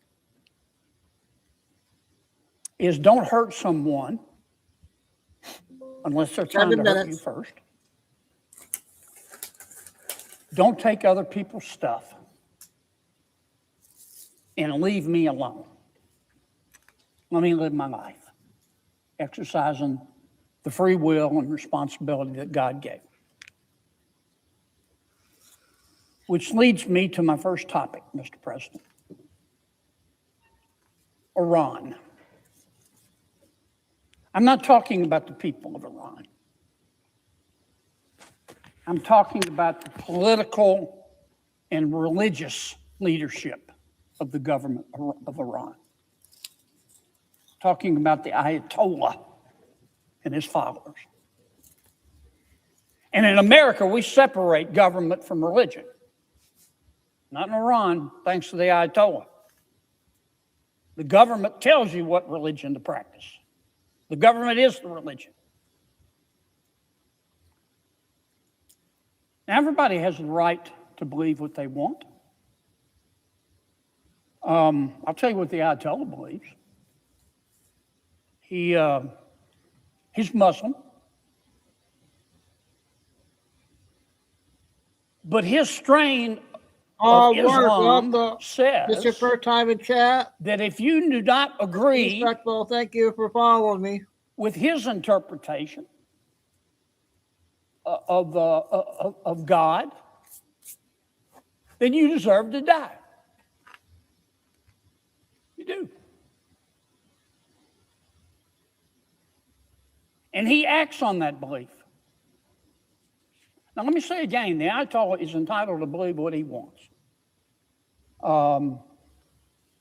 I was raised a Presbyterian. My parents founded 2 Presbyterian churches. When Becky and I got married, Becky was a Methodist. I was a Presbyterian. We compromised. I became a Methodist. I'm entitled to believe what I want. But the Ayatollah not only thinks that I'm going to hell because I don't agree with his religion, he wants to kill me. He wants to kill Americans and Israelis and anybody who does not believe in his jihad and drink our blood out of a boot. And he's acted on that. I don't need to tell you, Mr. President. I don't need to tell you. And he has acted on that. And that's not acceptable. Now, a lot of the people in Iran, the good people in Iran, don't agree with Ayatollah. If they disagree with him too loudly, he just kills them. Now the Ayatollah, it's actually been the case. Oh, hold on a second. I'm just reading.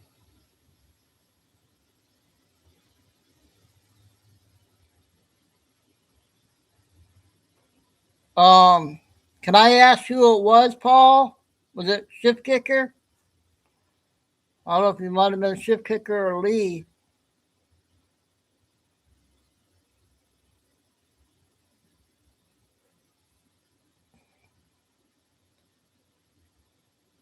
Is everything okay?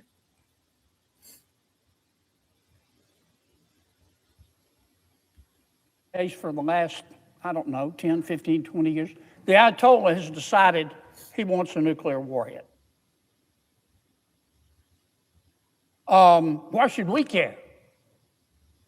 You know, I hear from some of my fellow Americans all the time, why do we need to be involved in Iran? Why should we care? Well, number one, we're not trying to start a war in Iran. The president is trying to end a war in Iran. If the Ayatollah gets a nuclear weapon, I lost my parents 2 years ago. He will use it. He could use it against America. He could use it against Israel. Fine to go. I don't know who he'll use it against, and I hope I'm wrong, but he will use it. And you know what else will happen?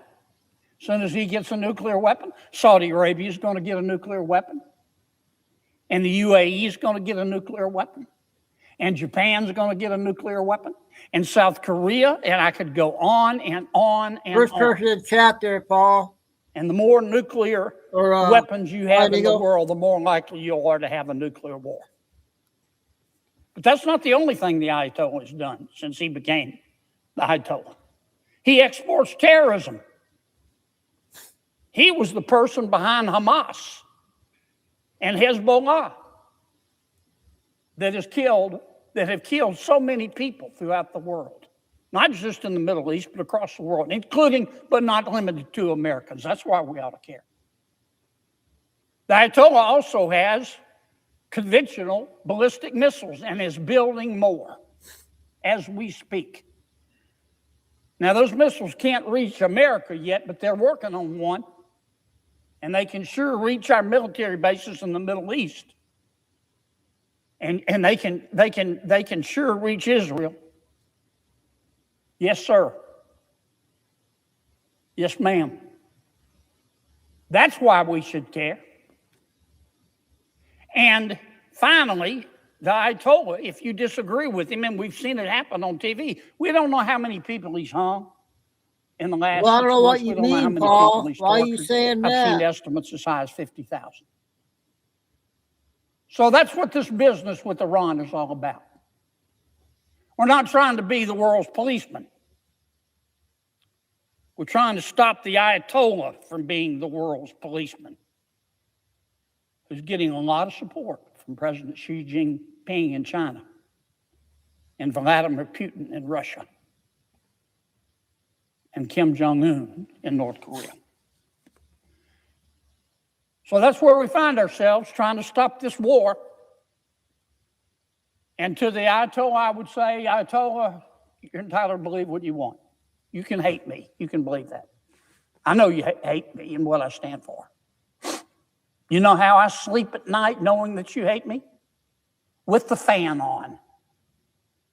That's your right. But you can't act on that belief. Put down the nuclear weapons.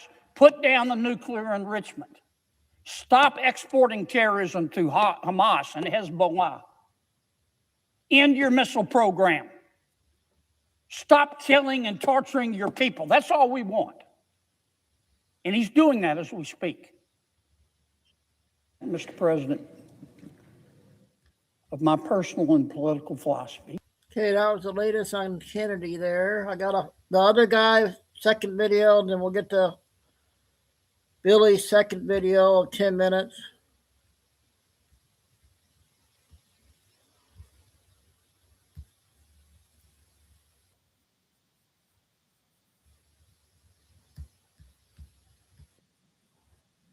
News just moments ago.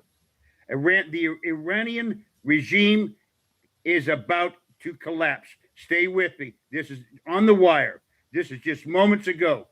The Free Iran Group announces provisional government to transfer sovereignty to the people after the U.S.-Israel attack. The National Council of Resistance of Iran also publicly outlined a 10-point plan for the country's future. If the regime should fall, it's going to. Stay with me. This is happening right now. The National Council of Resistance of Iran, an anti-Iranian regime group, announced just moments ago a provisional government is about to transfer sovereignty to the Iranian people and establish a democratic republic after the U.S.-Israel strikes. The organization also publicly outlined a 10-point plan for the country's future. This is a quote, "In these difficult circumstances, I call on all of you, especially the courageous youth of our country, to care for civilians and the general public, particularly children and the elderly. Protect them and help one another. Now is the time for solidarity." That's according to Maryam Rajavi, the president-elect of the NCRI. Our strength lies in the unity and cohesion of our people against the religious dictatorship and the remnants of the monarchical fascism that seeks to steal the democratic revolution. At this critical moment, I call upon our compatriots and all forces of Iran's democratic revolution to remain vigilant and prepared.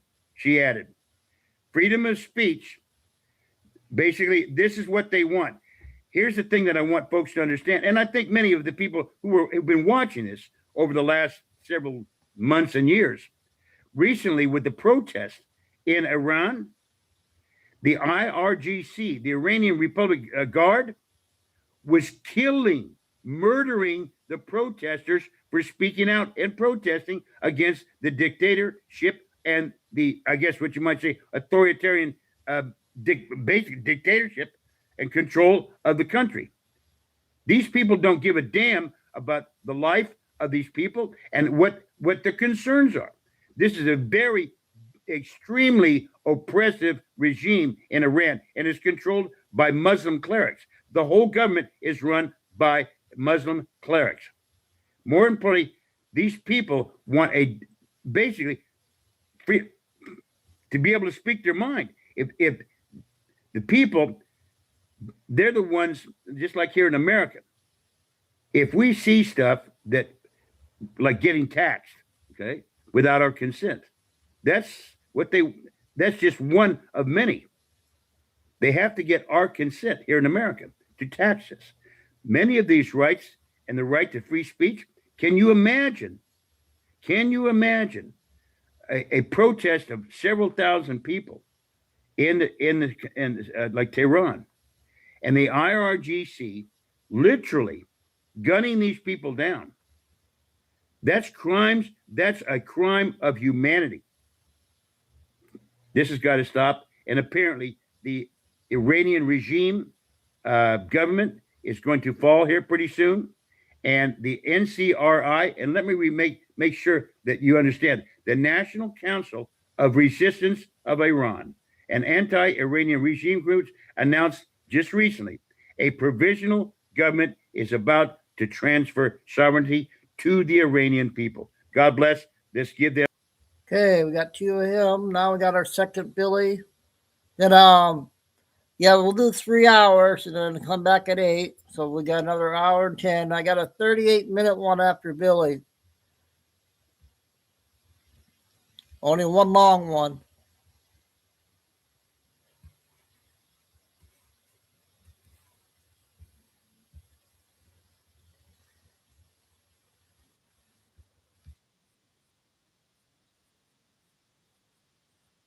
Next time in Texas, about 2 p.m. I can confirm that the Israel's strikes on the Ayatollah's compound has taken out the Ayatollah, many of his guards, and many IRGC leaders.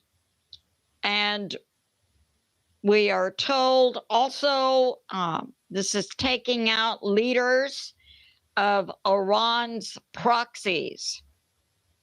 We are hearing that the U.S. and Israel have air superiority over Iran, and that Iran is trying to spread this into a regional conflict.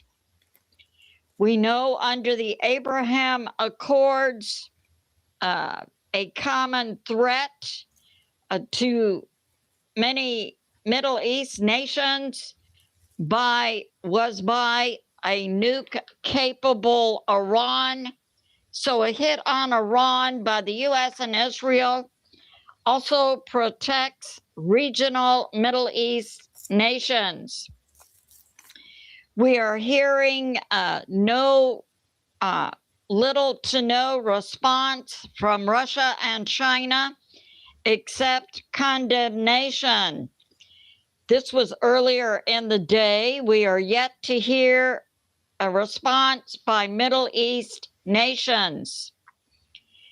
But the U.S. and Israel will continue the strikes despite the Ayatollah and many IRGC and other Iranian government leaders being taken out.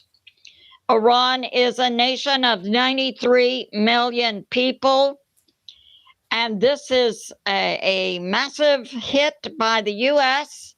and also the largest hit by Israel, involving up to 200 planes from Israel. Fox News is confirming that Ayatollah Khamenei has been taken out. The U.S., meanwhile, is continuing to hit Iranian military targets. Iran's chain of command has been broken. And yet in the streets of Iran, we are seeing tens of thousands of Iranian citizens celebrating. We are seeing small protests of hundreds of Iranian citizens in support of the Ayatollah. So that's going on. And we're hearing this. We're hearing also that the U.S. is hitting thousands of military targets. And we have this from 2CTV. 2CTV can confirm that an Israeli Air Force base has taken out IRGC ballistic launchers.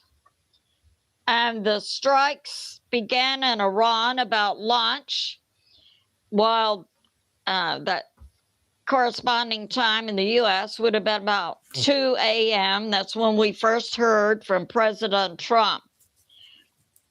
It's believed the Iranian government was not expecting a strike in the middle of the day. One of the first targets was the compound of the Ayatollah. It is being confirmed that the Ayatollah has been taken out. It is unknown now at 2 p.m. Texas time if the hit has also taken out the President Prigozhin. It's believed they were all in the same meeting. And now the U.S. Is hitting inside Iran industrial bases for ballistic missiles located in Tabriz. And we have this. We have that the Ayatollah's compound has been hit, and also the Ayatollah has been taken out along with many IRGC leaders. The Iranian people and the Israeli people celebrate. The IRGC commander, it is confirmed, has been taken out, along with the head of Iran's defense ministry. And we are hearing that Iran has hit U.S. bases in Jordan, Kuwait, Bahrain, Qatar, UAE. We do not know what is the condition of the U.S. bases. And we're hearing Iran is also hitting in these same nations civilian airports. And we're hearing this. All the things you need for all the things you do. Zorro.com, tools, parts, and supplies for your business. Well, a little birdie told me rates are taking a dip, which means that dream home won't be there forever. That Saudi Arabia now joins the U.S. and Israel to strike Iran. Saudi Arabia had been firm in not allowing its airspace for hits on Iran, but Iran turned against Saudi Arabia and hit Saudi Arabia's civilian airport. Now, the government of Saudi Arabia joins with the U.S. and Israel to hit Iran. This is coming forth in a public statement by the government of Saudi Arabia. And we have this. We have also this morning, when the strikes began about 8 a.m. U.S. time, that as soon as the strikes began on Iran, Iran launched missiles on U.S. bases in Qatar. It's also being confirmed in Iran this afternoon that 3 guards for Ahmadinejad is a previous leader of Iran, but they have also been taken out. It's unknown where Ahmadinejad is at this time, 2 p.m. in Texas. But 3 of his guards are being confirmed as being taken out. And the U.S. and Israel hit Iran's parliament building and their Ministry of Intel. The U.S. Embassy in Qatar issues a shelter in place. And we have this. Initially, with the beginning strikes at 8 a.m. U.S. time, there were 30 targets to be hit in Iran by the U.S. and Israel. And among the first targets by Israel was the Ayatollah and government buildings, while the U.S. was focusing on military targets. And we have this afternoon, 2 p.m. Texas time, Keir Starmer, the leader of UK, who didn't want to allow the US to use any of its bases to hit Iran, says that Iran is beginning strikes across the Middle East, hitting its regional Middle East nations, such as I just described regarding Saudi Arabia. While the UK, Keir Starmer announces, had no role in the hits on Iran, but the UK is okay with the US and Israel striking Iran. Way to go, Keir Starmer. We're all for you, says Keir Starmer, leader of the UK. And George Galloway put out yesterday that he expects to see in the next 7 to 10 years the UK falling apart and Scotland independent, Wales independent, and Ireland united. Just saying. So the UK appears to be on the downturn. So it's good to be in prayer for America, President Trump, the US military, and world peace. I love you, and I'll see you soon. Okay, we got 2 Billies out today. All right, this next one is a little long, 38 minutes. And see how this one is, you guys. Looks like it was an important one. If not, we'll stop it. So yeah, we'll do 3-hour marks. We got an hour.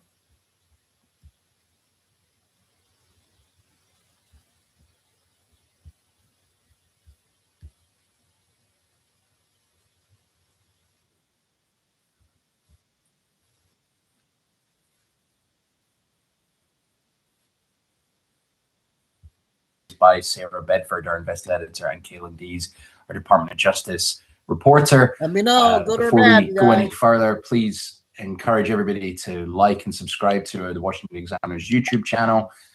Leave comments, let us know what we're doing right, what we're doing wrong, what you want us to be talking about. But we're going to dive straight into it's a busy old day today, and there's a fair old amount of breaking news percolating on the day we're recording this, which is Thursday. I want to get straight into talking about the deposition of Hillary Clinton with regards to Jeffrey Epstein. We have seen quite a few things today already. We thought it was all going to be kind of behind closed doors. We weren't going to get much of a briefing of what would happen and maybe some video next week. But we've actually seen inside the chamber. The breaking news is that the proceedings on the recording on the deposition have been paused, and it's because Benny Johnson, the social media influencer, I don't know what you even describe Johnson as these days, conservative provocateur or something, he's posted a picture from the deposition, and he has said that it's come courtesy of Congressman Lauren Boebert, and you're not supposed to do that, which seems rather a silly thing to do. Any immediate thoughts on that, Kaylin? Yeah, I mean, it's something that definitely taints the seriousness of bringing in somebody like the former Secretary of State for a deposition. It's something where right before this happened, we had the chairman of the committee, James Comer, talking about how this was a serious bipartisan effort and that Democrats were also adamant about bringing in both the former Secretary of State and former President Bill Clinton. So obviously, I mean, this isn't going to, cancel the entire thing, but it definitely adds an air to this where going into the deposition of the Clintons, you had a lot of questions coming from reporters about why is it that the Clintons are being brought in when you have so many other types of people who could otherwise give some enlightening testimony about Jeffrey Epstein and some of the information that would be maybe more enlightening about what we don't yet know about Epstein's life. I mean, there's so much that we do, but at the same time, there's so much that we don't. So right off the bat, we saw Hillary Clinton saying that she wasn't sure if she ever really met Epstein. That's what we know from her opening statement. And likely there's going to be hours and hours of testimony that we're going to have to filter through whenever they finally decide to really release this, potentially as early as Monday. But I'm also not holding my breath for that, because while it seems like the depositions are going to get out next week, or it'll be, around Monday, it's not entirely clear to me that, maybe they just decide to release it on a Friday, because I mean, there's a lot of anxious and zealousness around trying to get people's hands on this deposition. I think that in some ways they're playing a little bit to the media cycle, to not want to. Surely not. No. Yeah. To not want to just dump it on a Friday. But even if they did dump it on a Friday, people would be talking about this all throughout the week, and it's not something that's just going to get buried, in my opinion. So, yeah, I mean, I don't personally think that there's going to be a whole lot that specifically Hillary Clinton is going to be able to provide. It could be an extra amount of padding for some of the information that former President Bill Clinton is going to be able to talk about, because obviously, it seems like Republicans are going to grill him on so many different aspects of these photos, these really compromising looking, embarrassing types of photos of him in swimming pools, hot tubs, next to young women, in multiple different instances. And that really awkward one where it's like a side profile and he's like getting a massage on his neck like that. So many different things for Republicans to grill the former president on. So that's going to be the interesting one to watch. Sarah, do you think that this breaking news of the photo of Hillary being leaked shows that these aren't serious people that we're dealing with? It just seems kind of inappropriate, right? Right. And they should have known. I mean, this deposition was a long time coming. It took months for us to get here because the rules surrounding the interview were so carefully negotiated behind closed doors in Chappaqua on the Clintons' timeline. They had lots of time to get ready for this. So you should know that these are going to be subjects that are sticklers about the rules that they negotiated and look for any out. I'm with Caitlin on this. I don't have high expectations for these interviews solely because we know that Bill Clinton and Jeffrey Epstein were friends. And we know that Bill Clinton was kind of a sleazeball back in the day, possibly up to and including now. So I don't know what's more to be gained to learn more about that sort of friendship, or if Bill Clinton's legacy when it comes to his treatment of women could possibly get any worse at this point. But for Democrats, this is sort of a major own goal, because we wouldn't be talking to the Clintons about Jeffrey Epstein had they not resurrected this issue from the dead and forced the Trump administration to talk a lot about it. And all it's really done, I mean, if you look at the types of people who have been felled by the Epstein files, Bill Gates had to apologize for an affair. Kathy Rumler, who was Obama's White House counsel, had to resign from Goldman Sachs. You have Larry Summers resigning from Harvard. I mean, all of those people, not really MAGA people. There's actually almost no one on the right who was swept up in all of this. And Bill Clinton has long been known to be Jeffrey Epstein's highest profile political connection. So what's new to be learned about that? I'm not quite sure, but it's embarrassing for the Democrats, because they might like to say the Clintons are our past. But Hillary Clinton was their second most recent failed presidential nominee. She's not really the party's past. She's very much a part of its present. And it is embarrassing to have their sort of party elders dragged before the committee to answer for an embarrassing part of their personal history. Yeah, I mean, it feels to me like that's the main thing at play here, is just having that kind of maximum embarrassment of these establishment figures. To your point, I don't think we'll get anything of note from Hillary. We may see a little bit more of a fireworks show with Bill potentially, and he does have form for depositions, as we alluded to this morning. I'll move on. Within Epstein, there's been a story that's been percolating this week, and I think both of you feel. Not that I'm leading the witness here, but you both feel quite strongly that it's a bit of, shall we say, dishonest reporting from our legacy media pals. And that's with regards to the DOJ. There's just been back and forth, I believe, on certain files that included Donald Trump They disappeared, they reappeared, disappeared again, etc. Sarah, you and I talked about it a bit earlier this week, but what's the kind of brass tacks here, essentially? So this whole mess started earlier this week when NPR ran a story about some Epstein files, some of which were withheld, some of which were published, that had to do with witnesses who claimed they saw abuse or experienced abuse from Donald Trump as part of Epstein's sex trafficking network many, many years ago.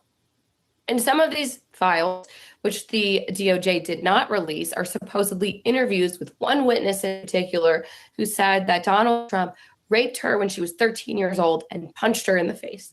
That's a pretty serious allegation. Wow, I can't believe that.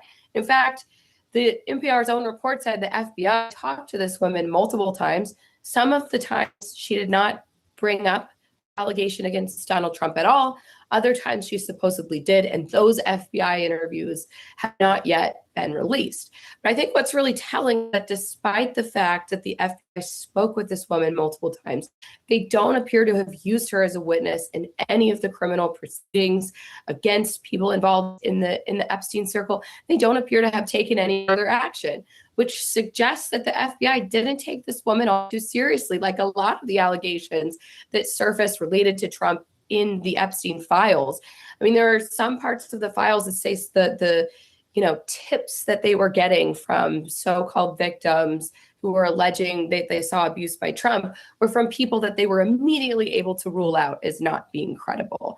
And so I guess my beef is that the media is elevating some of these allegations against Donald Trump, which are so sensational, which the FBI checked out and deemed not to be credible, and sort of conflating them with other things we've learned from the Epstein files that are real. I mean, Bill Clinton had to apologize to his employees for having affairs with, excuse me, who did I say? Bill Clinton. Excuse me, sorry. Bill Gates had to apologize to his employees for having affairs with Russian women and like secretly trying to sneak STD medicine to his wife, like very sordid stuff. So there are some real credible allegations that have come out from the Epstein files, but stuff related to Trump is not part of that. And to sort of put that on an equal playing field, to present it to readers as an equally credible piece of evidence from the same body of material is a really misleading thing in my eyes. Kaylin, do you have a kind of similar sentiment? Is there any kind of justification you see for keeping everything in there? I mean, I don't know if other people are getting similar treatment and there's a lot more kind of unverified information within that. Or I mean, where do you land on this one?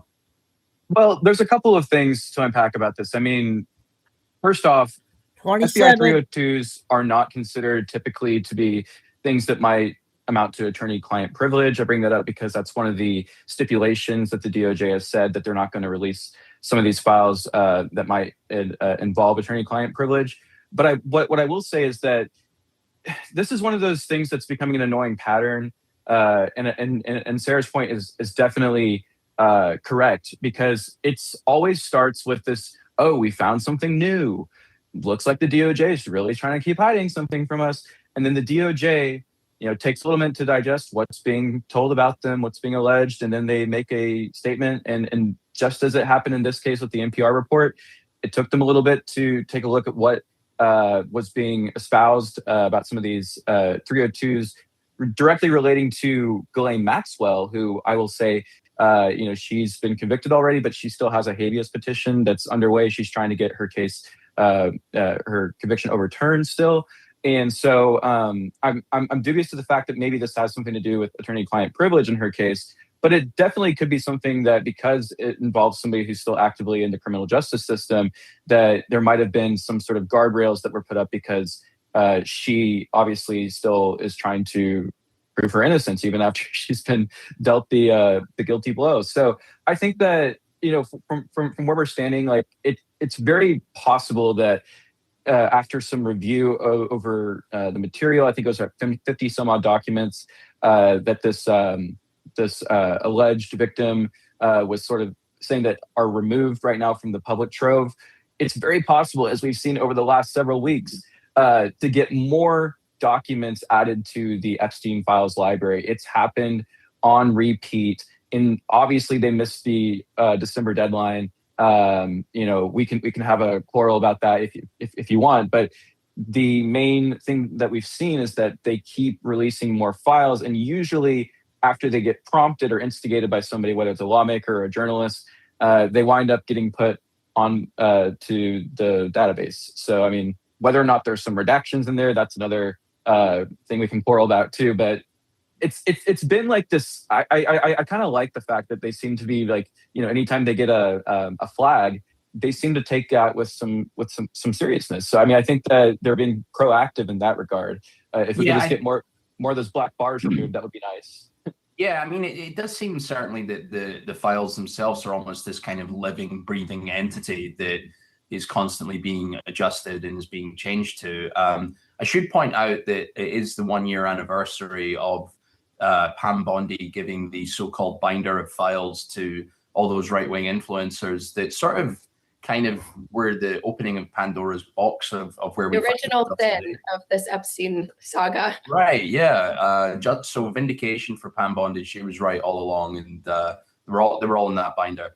I think to critics, obviously, of this move will seek to tarnish the DOJ and the FBI yet again as being a prime example of sort of weaponization of the justice system, and the DOJ and the FBI are working nefariously on behalf of Donald Trump. Now, we don't need to kind of go over that side of it, but it is a very, very good segue into the next story that I want to talk about, which is the emergence of the Biden DOJ was looking into Susie Wiles, the current chief of staff of the White House, and then FBI Director Kash Patel, back when they were investigating Trump, I think, for the Mar-a-Lago raid. The two of you have written about that story today, talked about it earlier. Why is the Wiles thing in particular so shocking?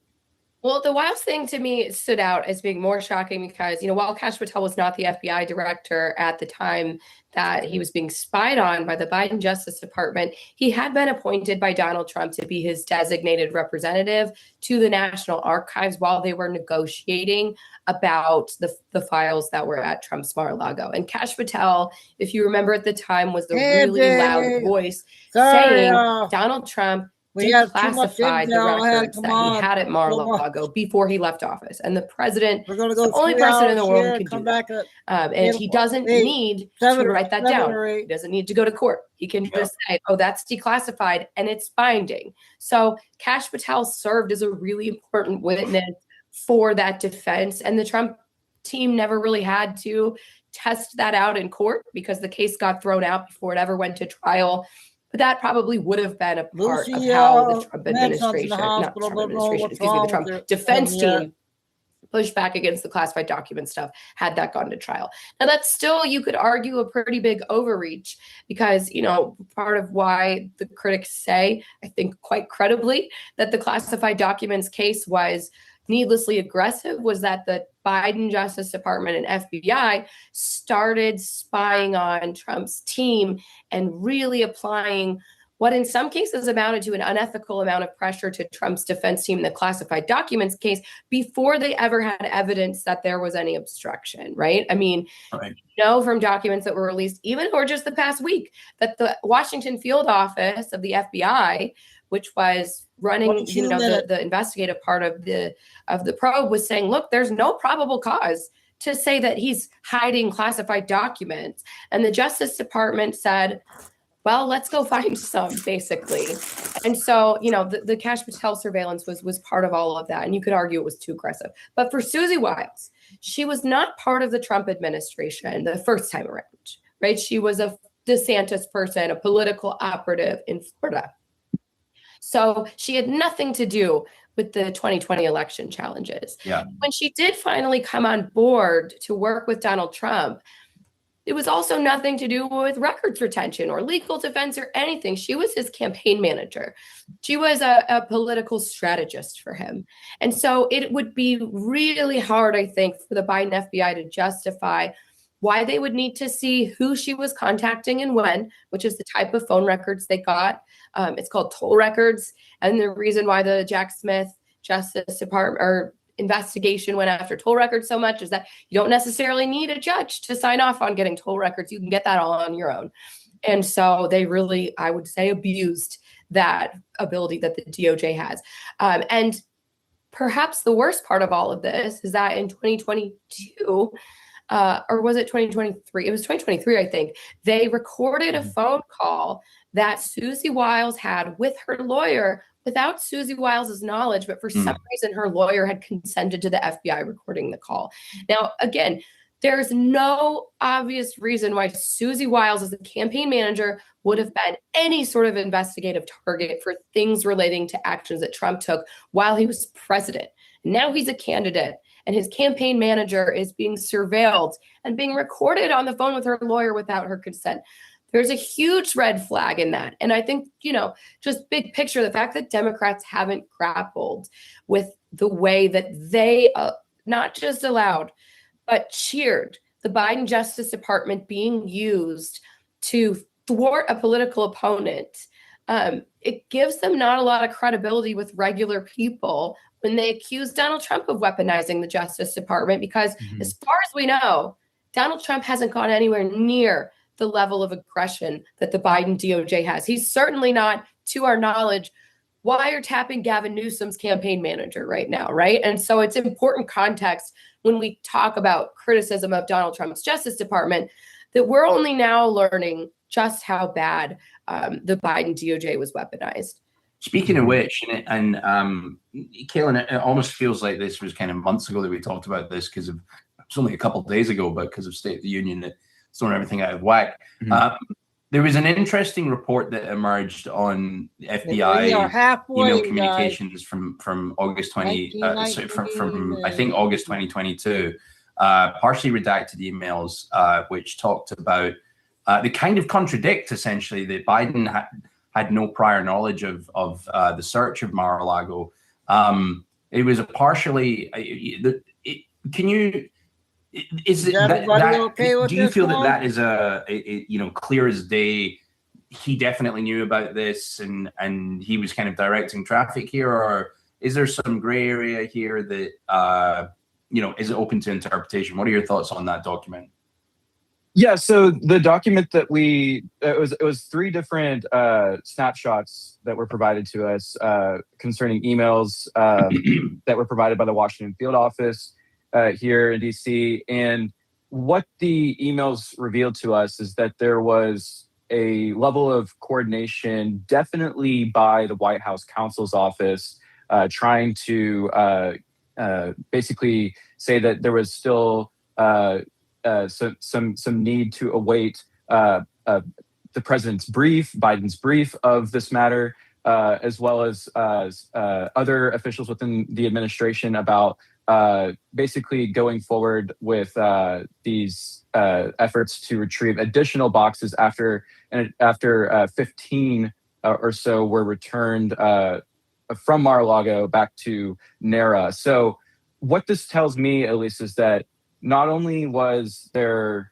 direct lines of communication between deputy within the White House counsel's office and the FBI sort of coordinating about this, but there was also the insinuation that there was going to be a brief that was given to the president about this raid, and this took place, I believe, it was August 3rd, and the raid took place on August 8th. So there was at least 5 days in advance where we see FBI personnel communicating about the prospects of going in to further obtain more records that they thought were left out from the trove that Trump's lawyers gave to NARA. And that, to me, is really, I think, where you start to get, you see on August 8th, you see Karine Jean-Pierre, who was saying that the president learned about this raid at the exact same time as everyone else did whenever the news broke about it. And that seems to very much contradict what's going on here, because it's unbecoming to me to think that, just from how much we know the White House counsel deals with the president on a daily basis. They're his personal attorneys, whether you're Trump, whether you're Biden, whether you're Obama. The White House counsel is somebody that the president is always in communication with some sort of deputy that's in that in that office. So it's just, to me, like, people can complain all they want about a banner going up on the Department of Justice building with Donald Trump's face on it. They can complain about the fact that Pam Bondi is standing outside the White House during her Fox News hits and things like that. But I think that the element here that people should come away with is that the Biden administration tried, from a PR and from an image standpoint, to make it seem like there was a giant brick wall between the White House and the DOJ at all times, and there was no talking. They tried to have this very sanitary image and look to it. But behind the scenes, it's very clear that there was that level of communication. So if anyone, sees something that's, maybe from the Trump administration, this one, that seems like, oh, it's like they seem to be sort of in lockstep with one another. Well, the difference, I think, is that there is that public, they don't try to mince words about communications with the Attorney General. If there was a discussion that was had with the Attorney General in the White House, it's always, out in the open. It's the difference here is that they tried to obfuscate the fact that there was a level of coordination there with Biden. And I mean, to the point, I mean, I think that, the Trump administration has made this clear that they want to sort of have a top-down type of management across the executive branch. That's sort of their MO, is that they think that there's a degree of effectiveness there whenever the president, whenever the Oval Office has awareness about what's happening in all the different agencies. So it's not just the Justice Department, but it's across the board for all the agencies. And they don't, try to pretend like, oh, we don't know what this arm or that arm is doing. And the Biden administration clearly was just trying to be like, we have our own little corridors and we don't mingle with one another.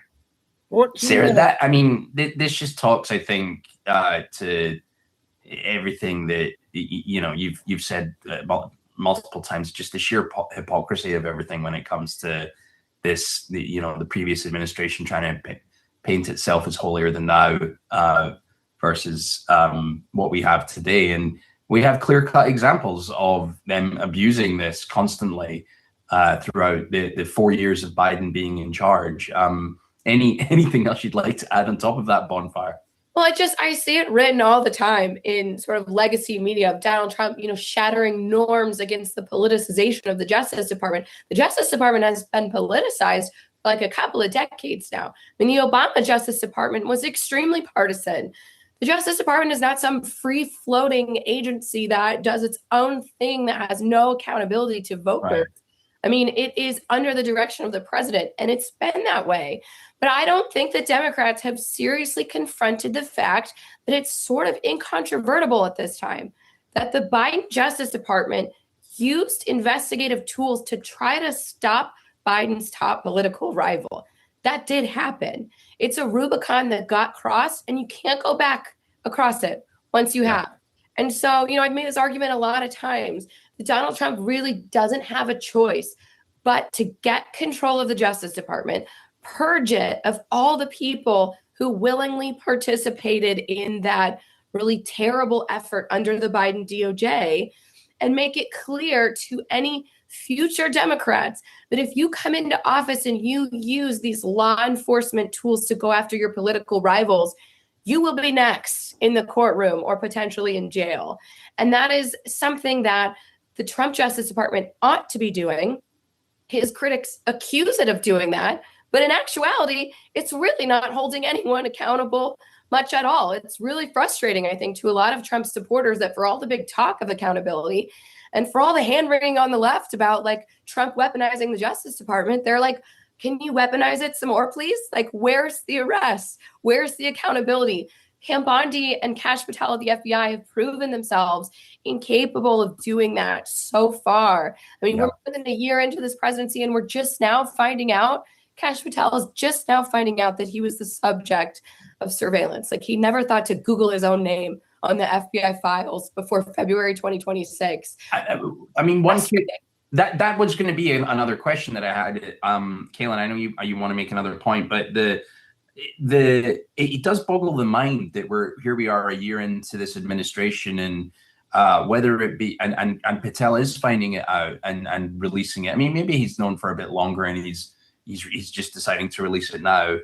But it sure seems that either there's incompetence at play or the swamp is swamping, and that there's a lot of these kind of career bureaucrats, career officials within the FBI who are hiding this previous nefarious behavior. And Kaylin, like, what's the valid explanation for why we are only finding this out now? Well, I'm glad you asked that, because I think that, we saw this very long drawn out fight that just kind of hit perhaps a finality with this ruling this week by Judge Eileen Cannon, the one that was over the classified documents case, and subsequently dismissed it because Smith was improperly appointed in her view. The interesting thing is that we spent about a year trying to figure out if we were going to get the volume 2 of Smith's report. We have volume 1 over the January 6th case, but not the classified documents case.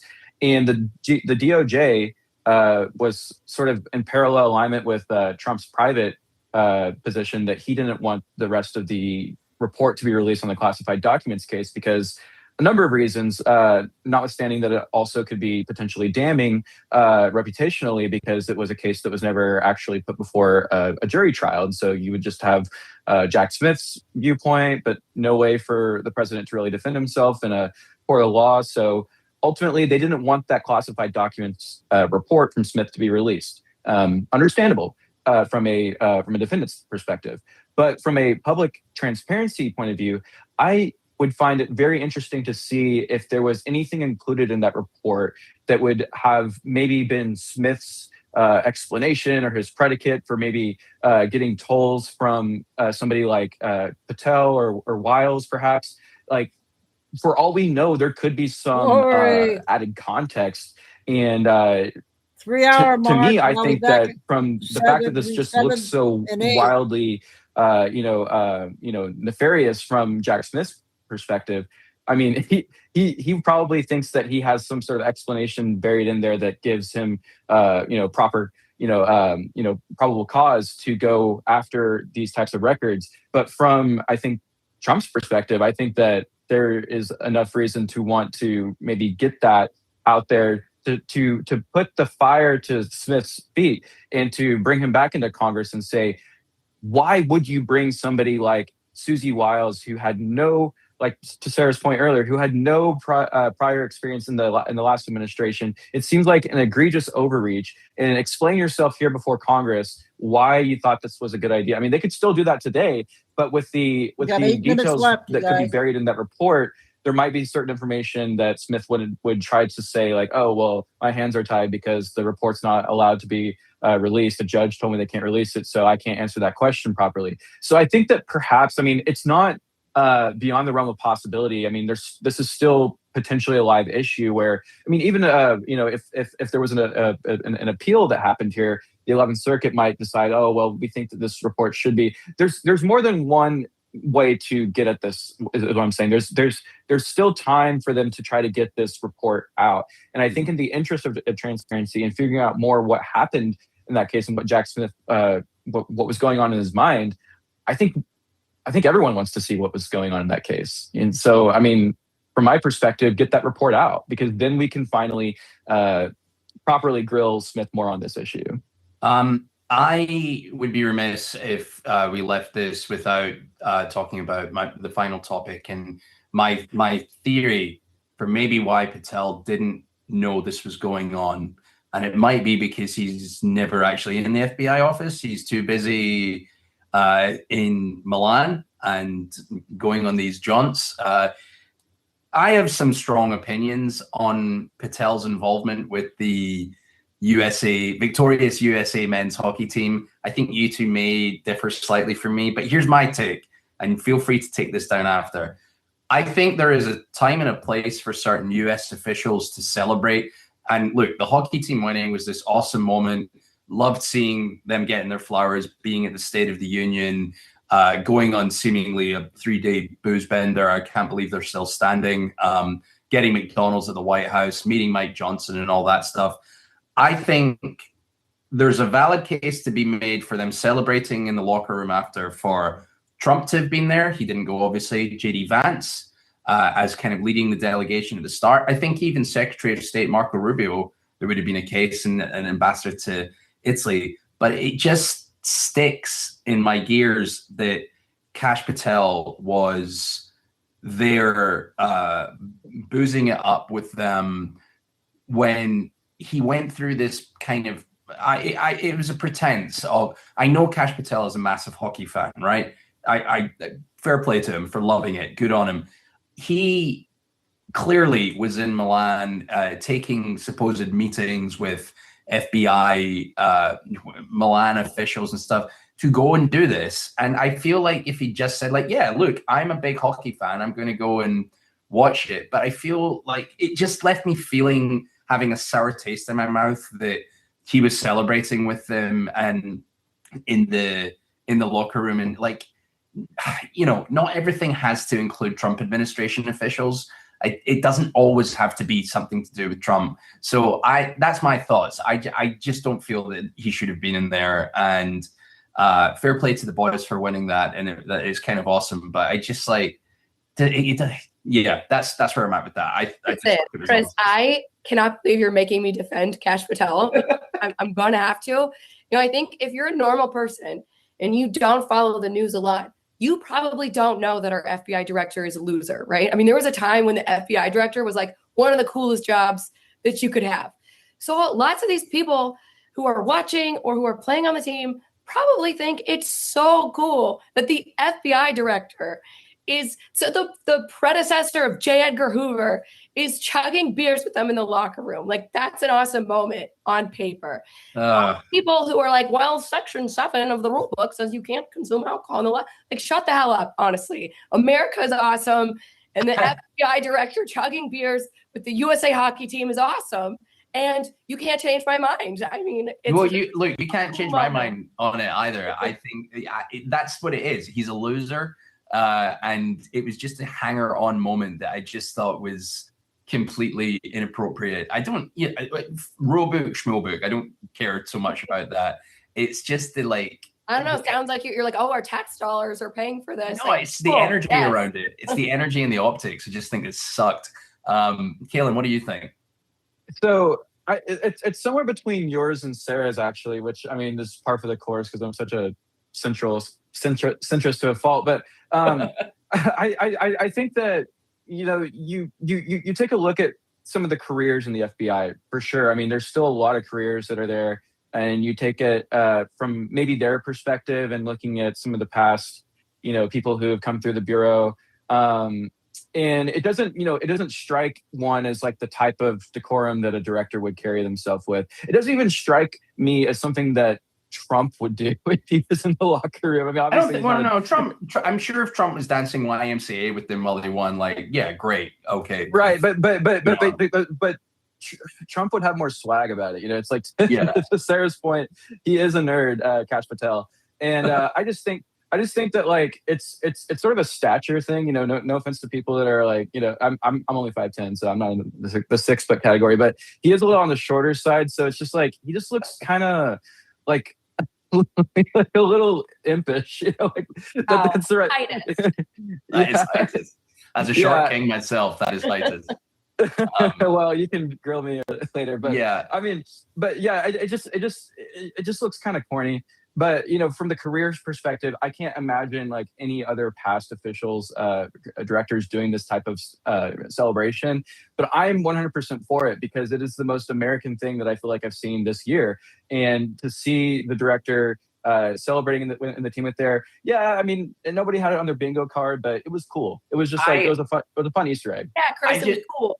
I just feel that there is an awful lot in this man's to-do list that has not been solved yet. And sure, downtime is one thing, but having a jaunt over to Milan to do this is a completely different kettle of fish. And there's a time and a place, and there's the right people and the wrong people. And I think it was the wrong time, the wrong place, and the wrong person for that particular moment. But go USA, you know, I've got a US passport now, so all for the gold medal celebrations. 5 seconds, and there is like a lot of like scandal too about like his use of the FBI jet, but that's for maybe the next episode. Yeah. All right. Well, thank you for your time. And Okay, I thought that was something different. A new channel there on YouTube. They've been there for a while, but we never played none of the videos. Some of these short videos for about 15 minutes.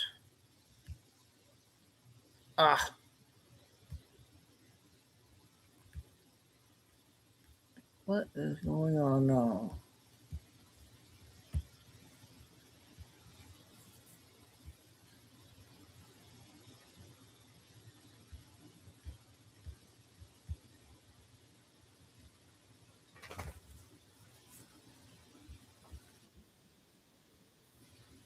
California lady, I don't know if she's real or not, but orders themselves and arresting the corrupt Democrat after the justice system delayed issuing an arrest warrant, even after so much evidence was presented, with the FBI requesting to take Gavin Newsom into custody. I am Fernanda Perez-Riley, and my dear, you definitely need to know this. These police officers claim they were robbed by Newsom's government, where improper deductions kept accumulating from their paychecks. The government also proposed reducing the salaries of all police forces in the state, and the most affected would be SWAT, since the largest deductions were taken from their paychecks. My father is a retired SWAT officer who is in contact with several officers who are outraged by this situation. They mentioned that their desire is to go to government headquarters or even the governor's mansion to remove Newsom from power. To give you an idea of the seriousness of this situation, Newsom managed to get billions in funding for the police force approved by Congress in Washington, with Nancy Pelosi lobbying for its approval.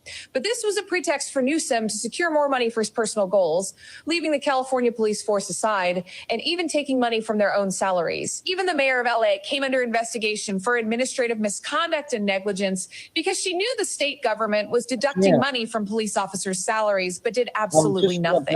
Now, the case has gone to the DOJ, which will intervene in California and could arrest many heavyweights of the Democratic Party who abused their power to steal. LA police officers. okay, I'm gonna do one more, you guys. Five minutes.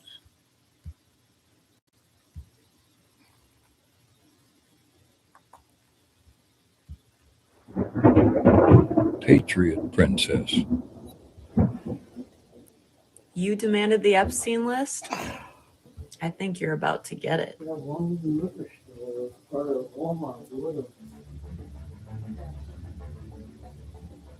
Take a look at the Rose Bowl parade yesterday. Mickey Mouse was featured in the parade. Q-Post 4730, the Mickey Mouse clock. And look how it's laid out. It's laid out in an X.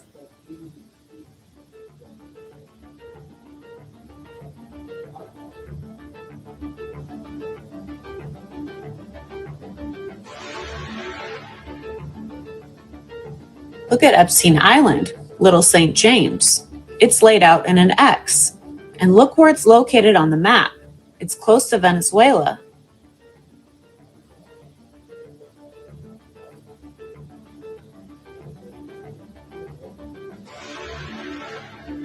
Look where our military fleet is positioned. The Panama Canal, Venezuela, Epstein Island, Haiti, which was the Clinton Foundation's playground, and Guantanamo Bay Prison. It's all right there.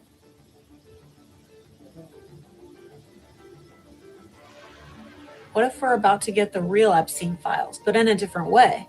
Look what Elon said. He said, X is the media now because you are the media now. Because, like Q-Post 34 says, mainstream media must be bypassed.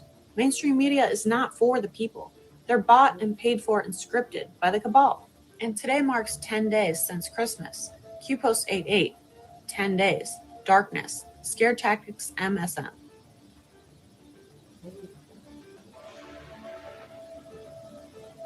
Mainstream media must be bypassed. They cannot be trusted. And like Elon said, you are the media now. What if they go live and stream it on X and show the real Epstein Island and put out the real Epstein list and show what's really going on in Guantanamo Bay Prison and who's really there? It's interesting because the military is strategically positioned right now to to hold the line if they do something like that. And don't forget what happened in Venezuela. Venezuela is the headquarters for Smartmatics, which was the fraudulent software used to hack into elections and rig them. And remember, Obama was involved with that, and he was seen there. And look closely at QPost 4730, the Mickey clock. Mickey's ear is on the 11, and if you follow it down like an X pattern, his foot is on the 5. That's 11-5. That's election day.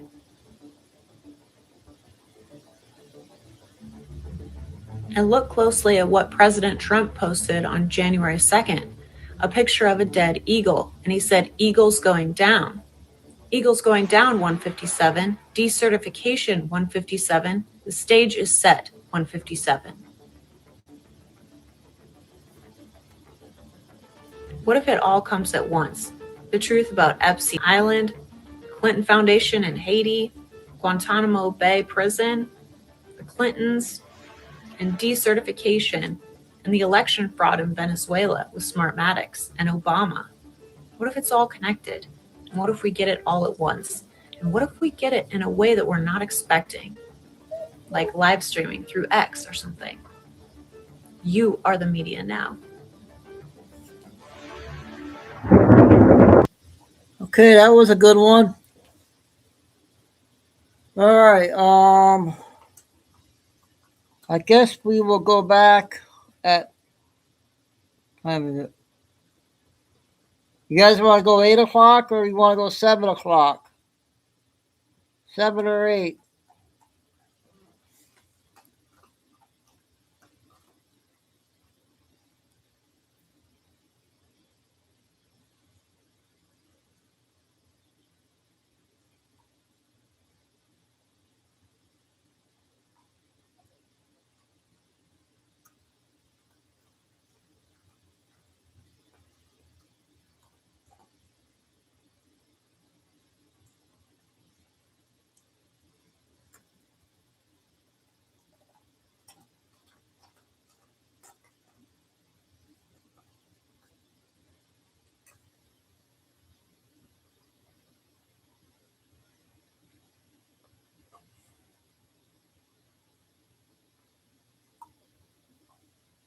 Oh, I guess let's go.